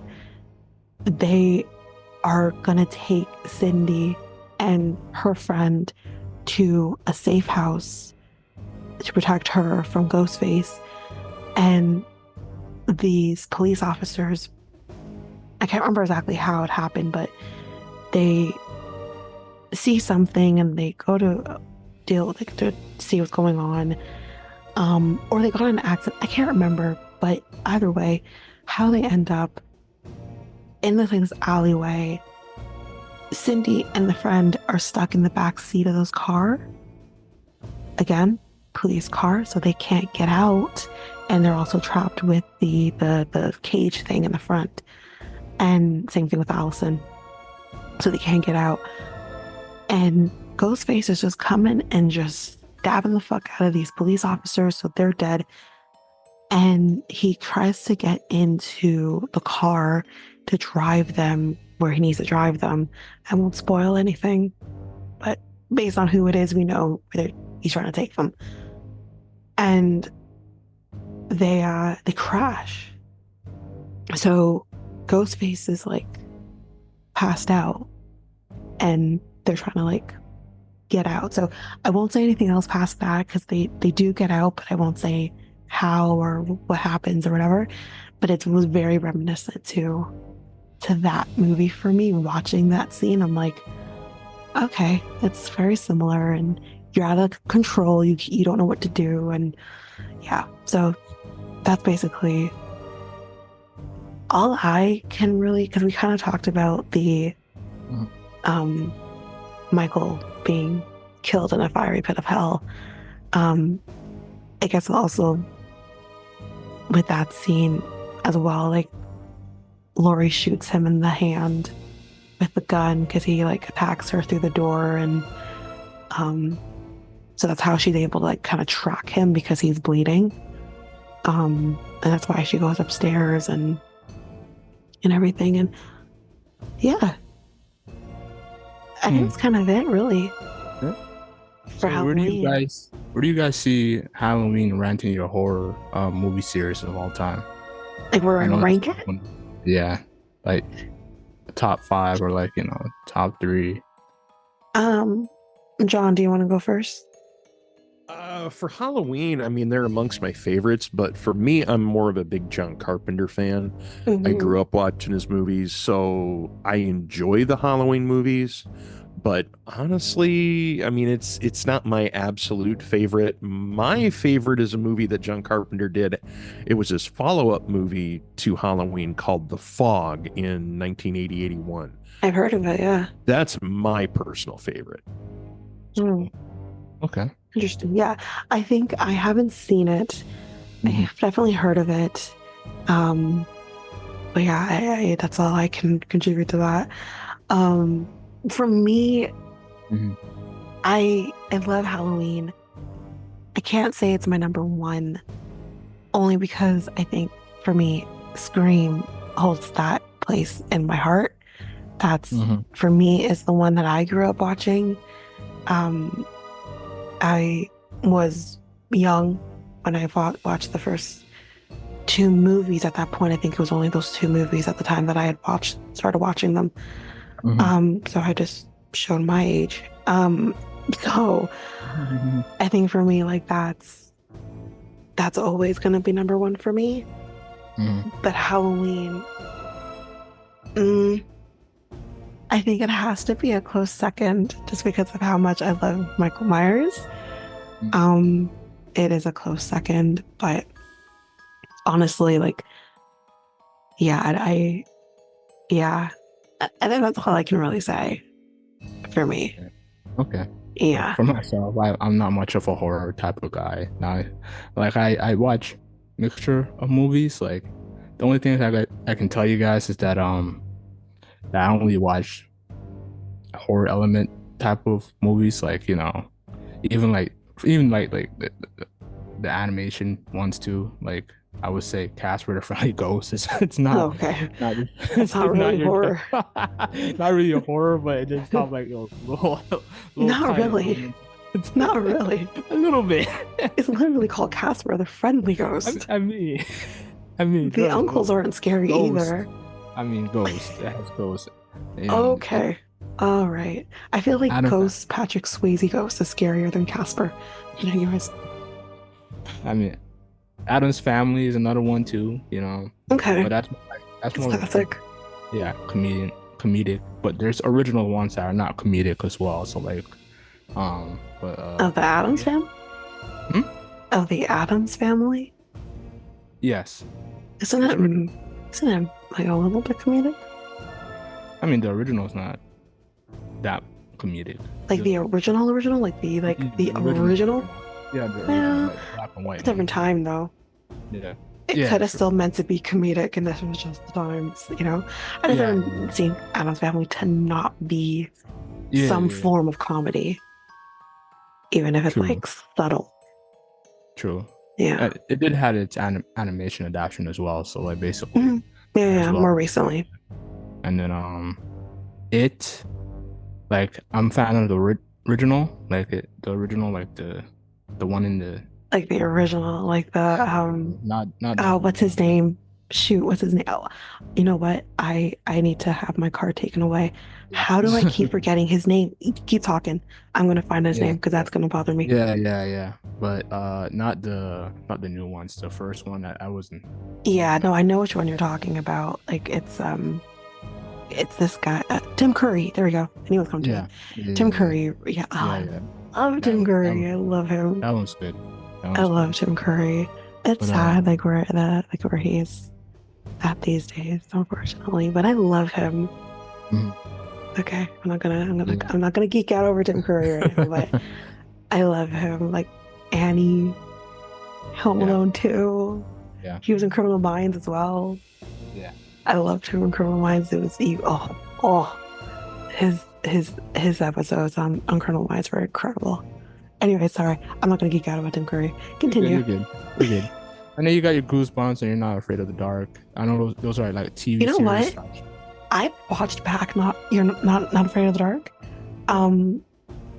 It might have been more for teenagers, but it's pretty creepy. Yeah. Yeah.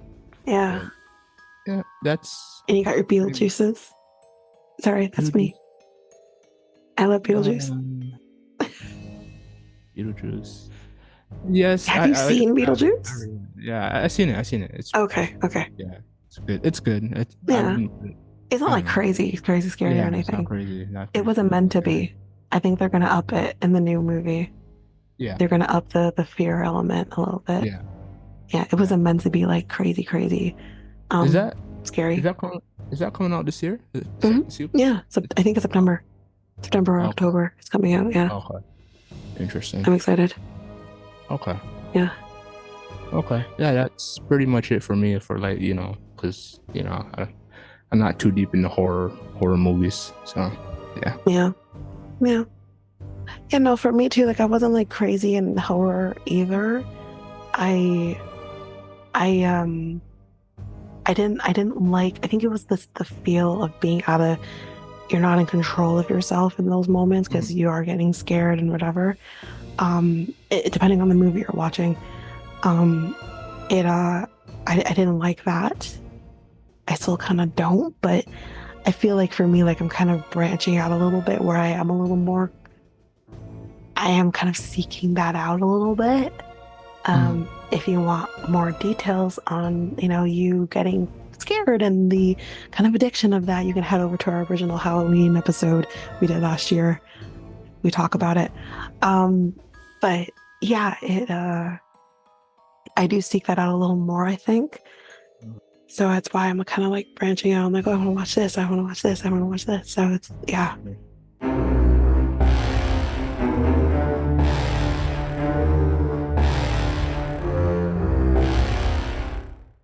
So now we're going to be kind of talking about insane asylums, which is obviously a term we don't use anymore, just to kind of piggyback off of the Halloween series.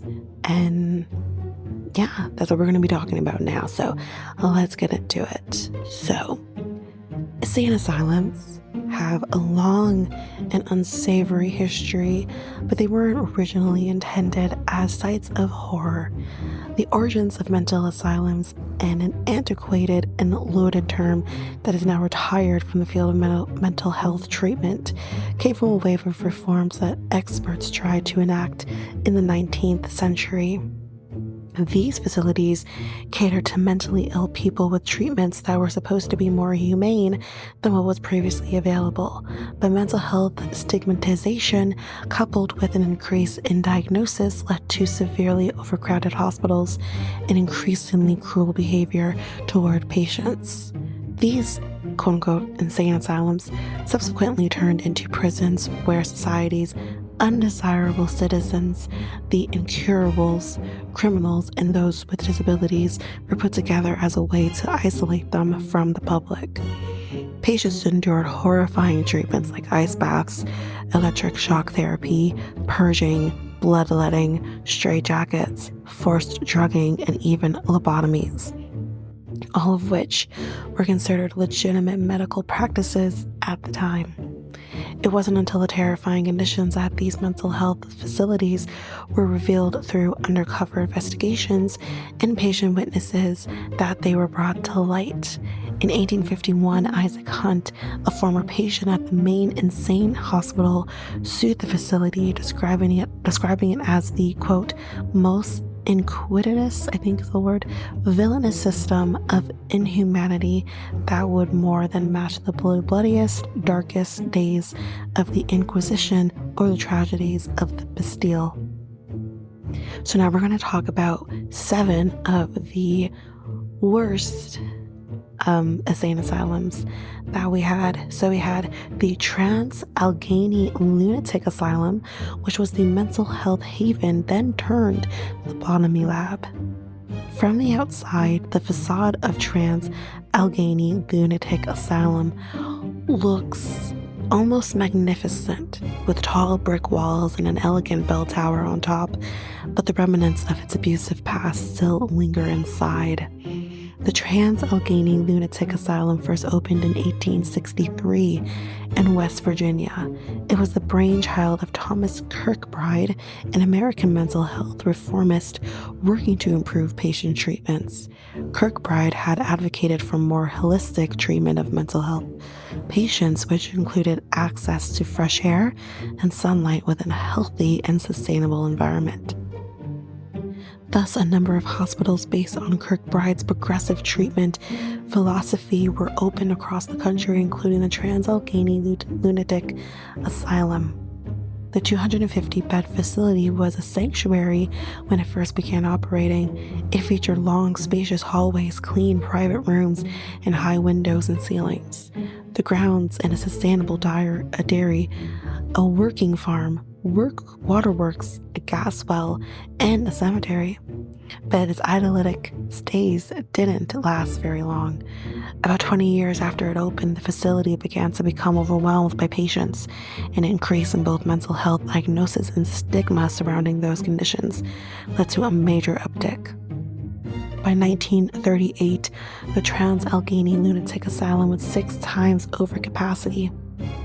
Given the severe overcrowding, patients were no longer given private rooms of their own and shared a single bedroom with 5 to 6 other patients. There were not enough beds, and there was no heating system. Patients deemed unruly were locked in cages in the open halls, a cruel means to regain order by the staff while freeing up space in the bedrooms for less troublesome patients. The staff was vastly outnumbered and overworked, which led to chaos in the halls, and patients roamed free with little supervision. The facilities were overrun with squalor, the wallpaper was torn, and the furniture was grimy and dusty. Much like the facilities, the patients were no longer cared for frequently and sometimes even went without treatment or food. At its peak in the 1950s, the hospital housed 2,600 patients. Remember, a 250-bed place, 10 times the number it was intended to serve.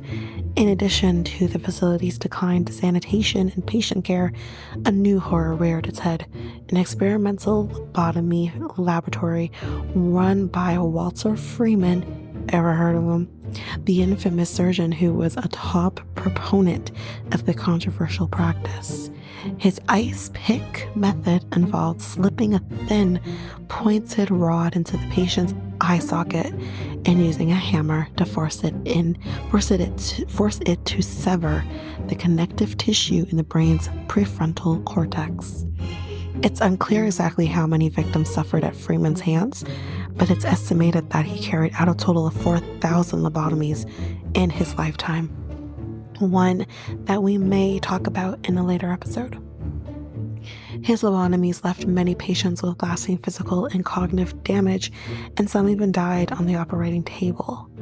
The abuse and neglect of patients inside the Trans-Allegheny Lunatic Asylum remained largely known to the public until 1949, when the Charleston Gazette reported on the terrifying conditions. Shockingly, it continues operations until 1994, when the Trans-Allegheny Lunatic Asylum was finally shut down forever.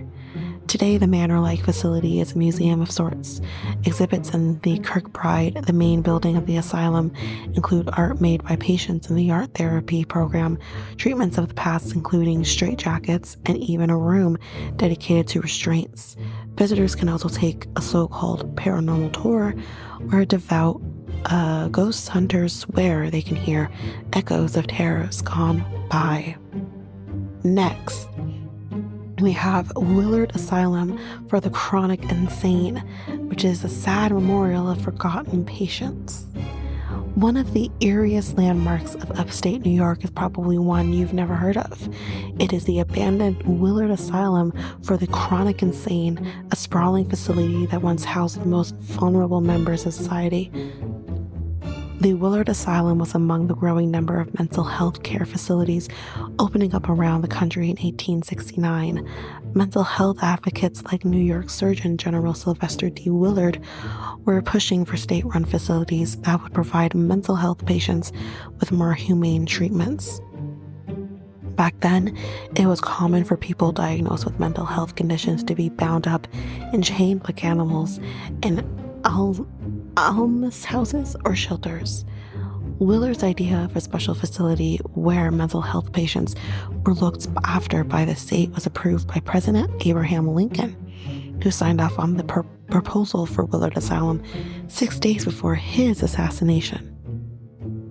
The hospital featured impressive amenities like a movie theater, a gymnasium, arts and crafts classes, and even a bowling alley. It was a place where mental health patients could really focus on recovery, at least in the beginning. Mary Rout, a woman who suffered from dementia and spent 10 years in a county poorhouse chained to her bed, was the first patient at the Willard Asylum for the Chronic Insane. With quality care facilities and a staff that treated her with respect, Rout's condition improved dramatically, but the field of psychiatry was still backward in its approach toward many patients, and not everyone was as lucky as she was. Joseph Lobdell was a trans man who was committed to the Willard Asylum for, quote, a rare form of mental disease, let that sink in, as his doctor wrote. Back then, society had little understanding of trans people, and Lobdell's identity was dismissed as a mental illness. Sadly, he remained at the hospital for 10 years before he was transferred to another facility where he stayed until his death. Patient treatments that are now known to be harmful, such as electroconvulsive therapy, ECT, and ice baths, were still deployed at the hospital. Even more terrifying is the fact that the hospital had a policy that did not permit a patient's release until it was approved by administrators. Some patients remained stuck in the asylum for decades or even died there. It was finally shut down for good in 1995.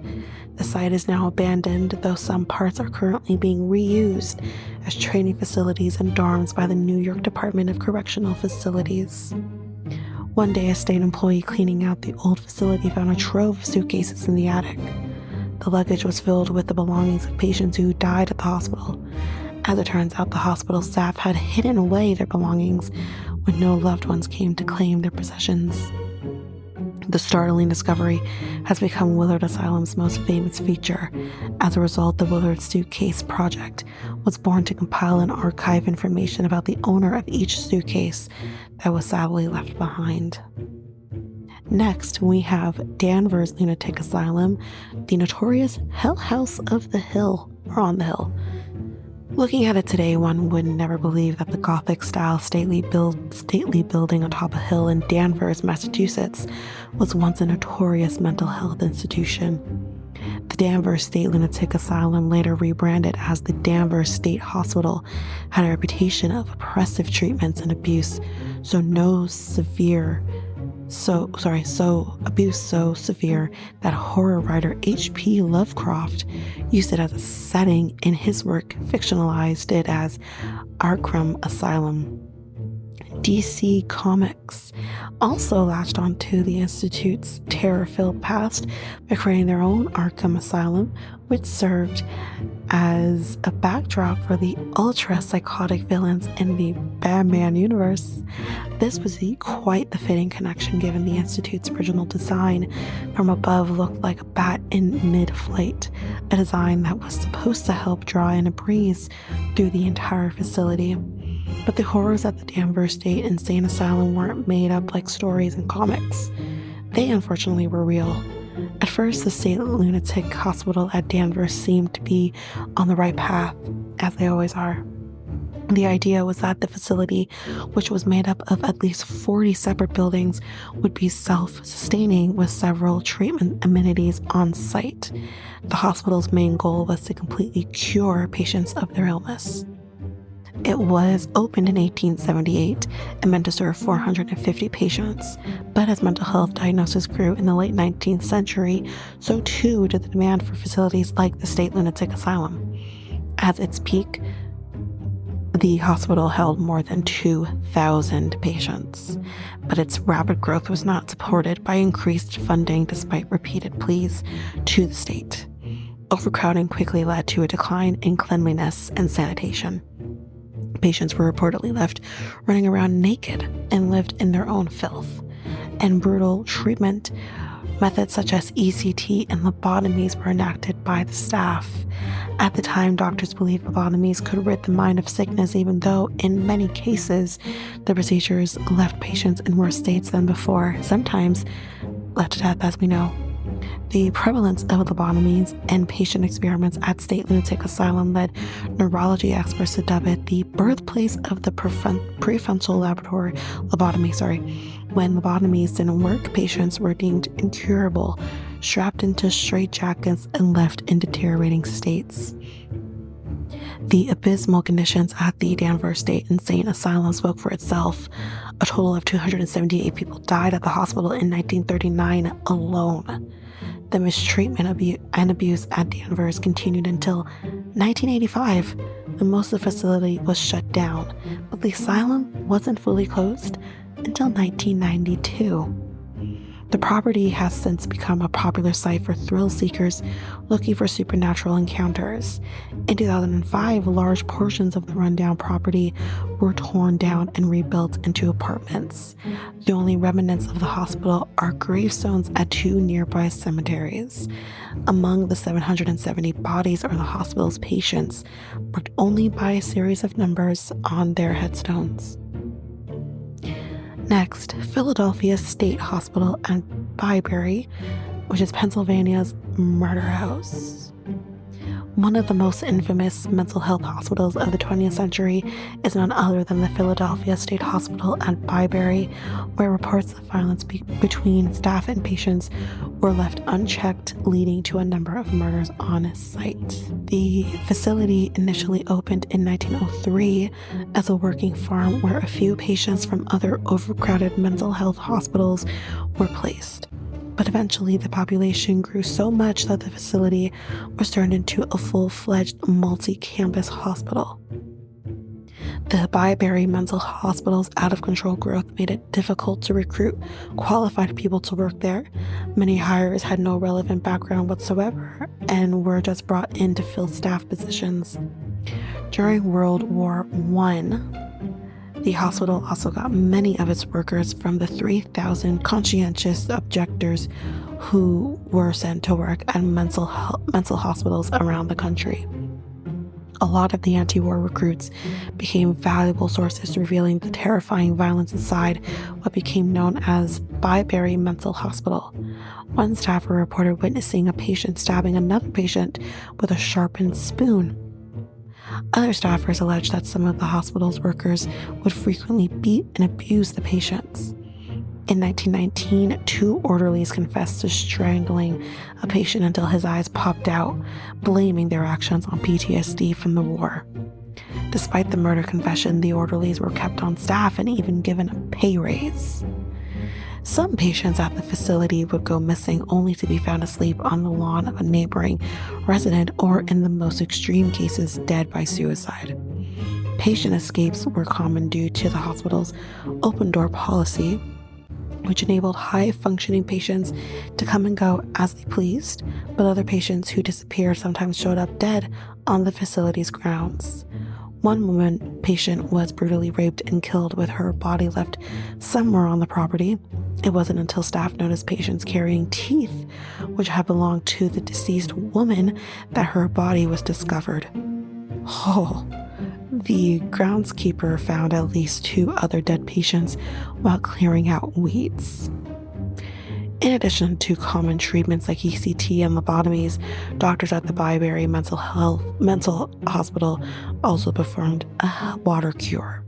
The heinous method of choking patients with wet towels was described in a 1946 report by the Philadelphia Record, which noted that one of the patients was left unconscious for 15 minutes following its administration. Medical procedures were commonly done without painkillers. Doctors pulled teeth without numbing patients with Novocaine, and at least one doctor who was trained at the facility witnessed another doctor stitching up a patient's injury sans painkillers. According to them, they did so because people with schizophrenia did not feel pain. The pharmaceutical company SmithKline in French, now GlaxoSmithKline, had also been allowed to open a lab at the hospital and conducted questionable testing of drugs, such as the antipsychotic drug Thorazine, on the patients, and likely without their consent. The forced drugging and excessive restraints on patients at the hospital began to grab public attention in the late 1970s and early 1980s. Saying, quote, "Oh Lord, yes, I have cried thinking how inhumane it was," which was said by an aide who worked at Byberry for 23 years, told the Daily News. The horrors at Byberry Mental Hospital finally ceased on June 21st, 1990. But decades later, the excruciating experiences of its past patients are still remembered. Next, we have Bedlam, Europe's palace of chaos that turned into a circus show. Bedlam is the oldest mental health institution on this list, and it's also the most notorious, as its name is now commonly used to describe a scene of uproar and confusion. Officially known as the Bethlehem Royal Hospital, Bethlehem was founded in 1247 as the first hospital of its kind in Britain, founded by the Italian bishop Girolamo de Prefetti. It was built on top of a sewer that frequently overflowed and was meant to raise money for the Crusades through charity to the hospital. Later, the hospital morphed into a psychiatric facility, but along the way, it turned into a place to hide society's outcasts. Patients suffering from chronic mania and acute melancholy were housed together with those who had learning disabilities and others who had committed murder. Treatment at Bedlam included cruel experiments like inducing blisters, bloodletting, and rotational therapy in which patients were strapped to a chair suspended from the ceiling and spun around in 100 rotations per minute. The logic behind the bizarre method was to induce vomiting, which doctors then believed would purge the patient of whatever ailment was making them sick. Sounds like an exorcism. Great. But the therapy did nothing more than cause extreme vertigo. The vast majority of patients admitted to the hospital were from poor and working class families, which contributed to its lack of funds. Bedlam was a poorly run public institute that relied heavily on private donations, which typically came from the patient's struggling families. By the 18th century, the treatments at Bedlam worsened. Under British psychiatric James Monroe, the hospital shifted to surgical procedures. Patients were starved, beaten, and put in ice baths, another common treatment, as we know, at mental health institutes. The straight waistcoat when necessary and occasional purgatives are the principal remedies. William Black wrote of Bedlam in his dissertation on insanity in 1811. The chaos that famously plagued Bedlam became a sick attraction for Europe's wealthiest, who planned holidays to visit the asylum and watch patients as if they were zoo animals. With no other means of funding, the hospital used its freak show, quote-unquote, reputation and charged its wealthy visitors a fee. Eventually, the hospital was moved to a more secluded location in Beckenham, which enabled better wellness facilities for patients. The government enacted reforms at the hospital in parallel with psychiatry's improved understanding of mental health. It is one of the very few mental health institutes from centuries past that is still operating today. Fortunately, though, under more humane conditions. Next, we have New York City Lunatic Asylum, the Isolated Island Asylum.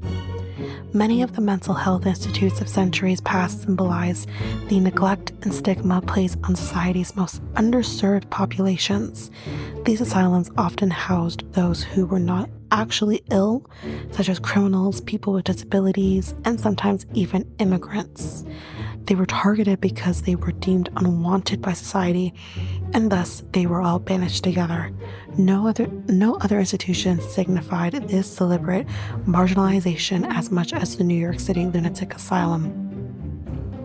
The facility was built on Beckwell's Island, better known as Roosevelt Island, a small island in the East River of New York City. The island was dubbed Welfare Island because it also hosted prisons, almshouses, and hospitals for the incurable, an isolated area where undesirables could be hidden away. The island itself was named after Robert Blackwell, whose descendants had been farming the land before it was purchased by the city in 1828. The New York City Lunatic Asylum began taking patients in 1839. The harrowing conditions and abuse at the mental health hospital became the center of court investigations after they were exposed by a journalist named Nellie Bly. In 1887, she successfully went undercover as one of the asylum's patients and documented the facility's cruelty firsthand. Definitely know this story. She saw fellow patients both beaten and neglected by staff. They were cold and malnourished and were not at all treated with the dignity one would expect from a supposed treatment facility. At least one woman died during Bly's investigation. According to Bly, getting admitted to the hospital was easy, especially when rampant diagnoses of hysteria were commonly attributed to slightly troublesome women, but trying to get out was difficult. It was only with the help of a prearranged agreement with her editor that Bly was able to decommit herself from the asylum. Bly wrote her findings into an expose series published by New York World. Her damning articles were later turned into a book called 10 Days in a Madhouse. Her reporting about the New York City Lunatic Asylum led to a court case that prompted a jury visit to Blackwell's Island. The institution fired several nurses who were exposed for their cruelty, replaced incompetent doctors, and granted $1 million in additional funding to enact further reforms. The entirety of the island also went through reforms, with the public's increasing attention turning toward social justice and welfare. In 1955, the Metropolitan Hospital, which once occupied the asylum, was moved out of the building. The Octagon, which is the last remnant of the asylum, remained closed for many years thanks to ruin, fire, and decay. However, in April 2006, the Octagon was restored and fully renovated, and today is the lobby entrance to a set of sustainable apartment buildings. Yikes. Next, we have West Riding Pauper Lunatic Asylum, a place for insane paupers. Before it was rebranded as the Stanley Royd Hospital and subsequently closed in 1995, this facility located in Wakefield, West Yorkshire, was known as the West Riding Pauper Lunatic Asylum. It was founded in 1818 and was among the first state-run asylums built to serve the insane poor in the UK. Like many other insane asylums of its kind, the West Riding Asylum was meant to provide people diagnosed with mental illness with new and improved care. The hospital was completely self-sufficient with its own dairy, butchery, bakery, shop, garden, farm, and laundry. The hospital also hosted outdoor picnics and other activities for patients. Despite its best efforts, the asylum still employed methods that are now considered inhumane. Bleeding, blistering, and purging were common treatments for patients. The terrible suffering of the patients at the asylum was chronicled in the 2015 book Proper People, Early Asylum Life in the Words of Those Who Were There. It was written by acupuncturist David Scrimgeour, who studied letters, annual notes, reports, and other materials from the hospital's archives to bring the lives of its former patients to the forefront. The stunning accounts in the book offer a glimpse into life at these insane asylums and holistic understanding of those who were committed there. Among the institute's past residents were an alcoholic theater actor suffering from mania who put on dramatic performances for other patients that included dog acts, a young iron molder who believed it was his duty to prey on the hills and highways and later escaped only to drown in the nearby river, and former officer who served in the American Civil War and likely suffered from the then undiagnosed post-traumatic stress disorder. It was meant to serve 150 patients, but by 1844, there were 433 patients, all of them paupers. The hospital was later the site of many deadly outbreaks. A cholera outbreak in 1849 killed 106 of the 620 total of patients, while a major salmonella outbreak more than 1.5 centuries later led to the deaths of 14 psychogeneric patients and the infection of nearly 400 others. In 1948, a report by a medical officer to the newly formed Leeds Regional Hospital Board on the West Riding Pauper Lunatic Asylum described the abysmal environment as, quote, "The old gaol-like buildings at Wakefield are gloomy and depressing, and the galleries where many patients aimlessly spend so much of their time are deficient in natural lighting. The accommodation can best be described as hostelry, per Dickinson, falling far short of usually acceptable standards." The hospital was later closed in 1995. The hospital's abandoned yet impressive property, however, attracted developers. It was subsequently bought by developers and is today known as Parkland Manor. Next one, and our second last one, Cleveland Asylum for the Insane, the deteriorating mental facility exposed by the press twice. The Cleveland Asylum for the Insane, located in Turney Road in what is now Cleveland, was known by many names: Northern Ohio Lunatic Asylum, Turney Tech, and the New Borough Asylum, but its many names were preceded by its notorious reputation. It was first built on land donated by the family of President James A. Garfield, and its construction was completed in 1855. At the time, a number of state hospitals were created across the U.S. to cater to patients who had mental health conditions. They were born under the philosophy of Thomas Kirkbride, as we have already heard of, who advocated for more holistic types of treatments such as open air and sunlight. The asylum's prominent facade was designed with the Kirkbride-style philosophy in mind. The main building had wings to the left and right, which branched out across many acres of land. A spacious environment and open architecture were key, but conditions and treatments at the facility worsened as it began to get flooded by patients, many of whom wouldn't be considered mentally ill by today's medical standards. In 1872, a fire destroyed the Cleveland Asylum for the Insane. During rebuilding, the poor conditions inside the hospital came to light, but no improvements were implemented. The hospital's deterioration had been the subject of speculation among the public, especially advocates who were working to reform such cruel mental health institutions. The Cleveland Asylum for the Insane became the target of 2 separate undercover investigations by local reporters similar to Nellie Bly's inside reporting. The first was carried out by newspaper reporter Al Astro, who went undercover as a newly hired aide. The malpractice was apparent from the get-go. Astro had little experience and gave vague work references, was easily hired, quickly saw the discriminate hiring policy. He described witnessing a facility that was overrun by patients who were desperately needed help yet were neglected by a small staff that was woefully untrained to manage their care. He wrote his findings in an article titled, "Whose Fault Is This?" 4 years later, in 1955, reporter Bus Bergen admitted himself as a patient under the pseudonym Howard Berger. During this time at the asylum, Bergen witnessed conditions that were more akin to a prison than a hospital. He was forced to share cramped quarters with hundreds of other patients, watching patients get involved in physical fights or slowly lose their minds with no activities for their recovery. The hospital later rebranded as the Cleveland State Hospital, and its care services began to improve dramatically in the 20th century.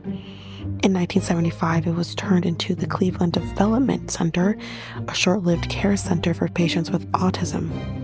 But the building was entirely demolished 2 years later as the movement to deinstitutionalize medical care gained momentum following more awareness about the injustices perpetrated at such facilities. Last, we have Colney Hatch Lunatic Asylum, which is London's forgotten fire disaster. The Colney Hatch Lunatic Asylum, later known as the Fireman Hospital, was among a handful of mental health hospitals built in what would become the greater idea of London in the 19th century.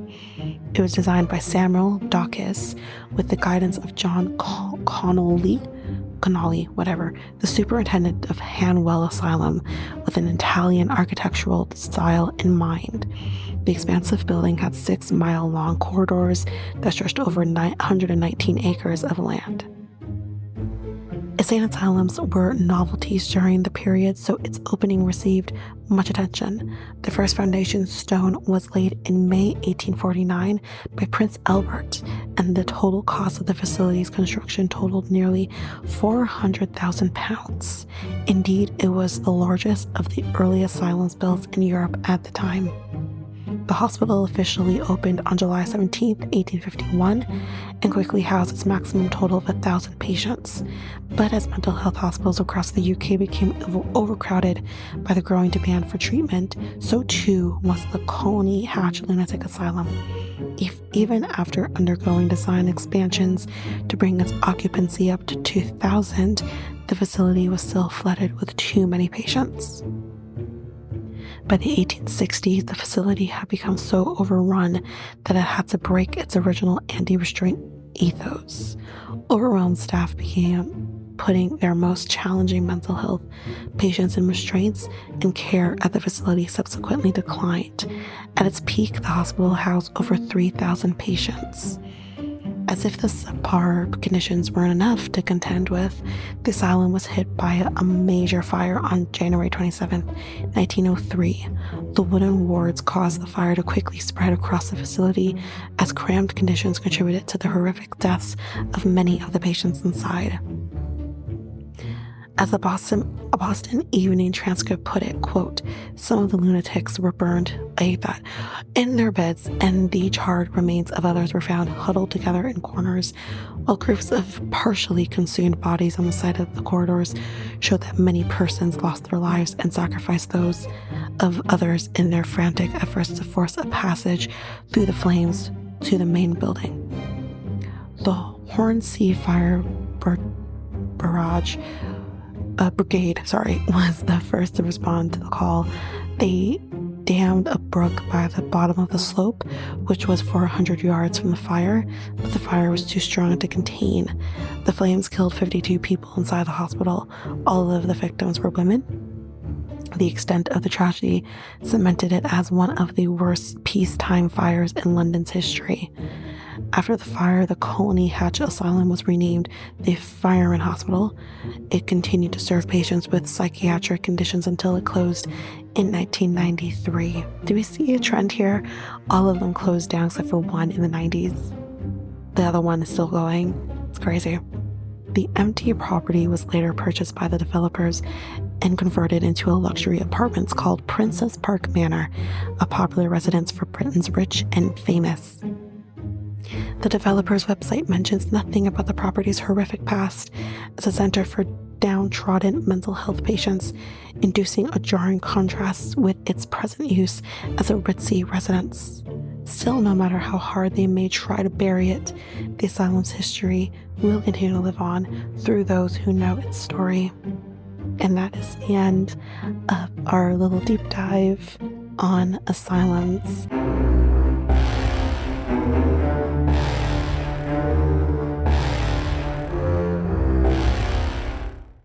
So again, thank you for coming on. This was fun. Okay. If you want to hear more from John too on our podcast, again, we did the paranormal places in Canada. That was a lot of fun. Again, I still think that's probably one of my favorite episodes that we've done on that podcast. I'll link to that in the show notes. But John, do you want to plug anything again? Your podcast? You can plug that again if you'd like. Sure. You can listen to me at Strange and Dreadful Things. I talk about true crime, paranormal, just anything bizarre and weird that comes around in a storytelling format. Yeah. You can find me at your favorite podcatcher. Okay. And again, as I did with the last episode we did, I will link all of that in our show notes as well. But yeah, again, I definitely want to have you back on again, John. We definitely talked about doing paranormal places in America. I definitely want to do that. Sure. We could talk. I mean, we definitely talked about some places in America already. We talked about like the I can't remember which places we talked about. We definitely did though. I know we did. But we can maybe do more deep dive on that again. Sure. Yeah, that was so much fun. And maybe this time, Mikel, we can have you on that one because you weren't on the Canadian one. So this ends episode 57 of the Next Tape Podcast. And Next Tape Podcast is available now on all podcast platforms. We also have a website called solo.to/Next Tape Podcast. Tanyka, where else are we at? We are on Facebook and Instagram at Next Take Podcast and Twitter and TikTok at Next Take Pod. So we also have an email. Contact us at mikeltanyka@gmail.com. That is mikeltanyka@gmail.com. So yes, we talked about a lot about the Halloween movie series and good old Michael Myers and Laurie. Yeah. AKA Jamie Lee Curtis. Yeah. It was a lot of fun. Yeah, it was. It was a lot of fun.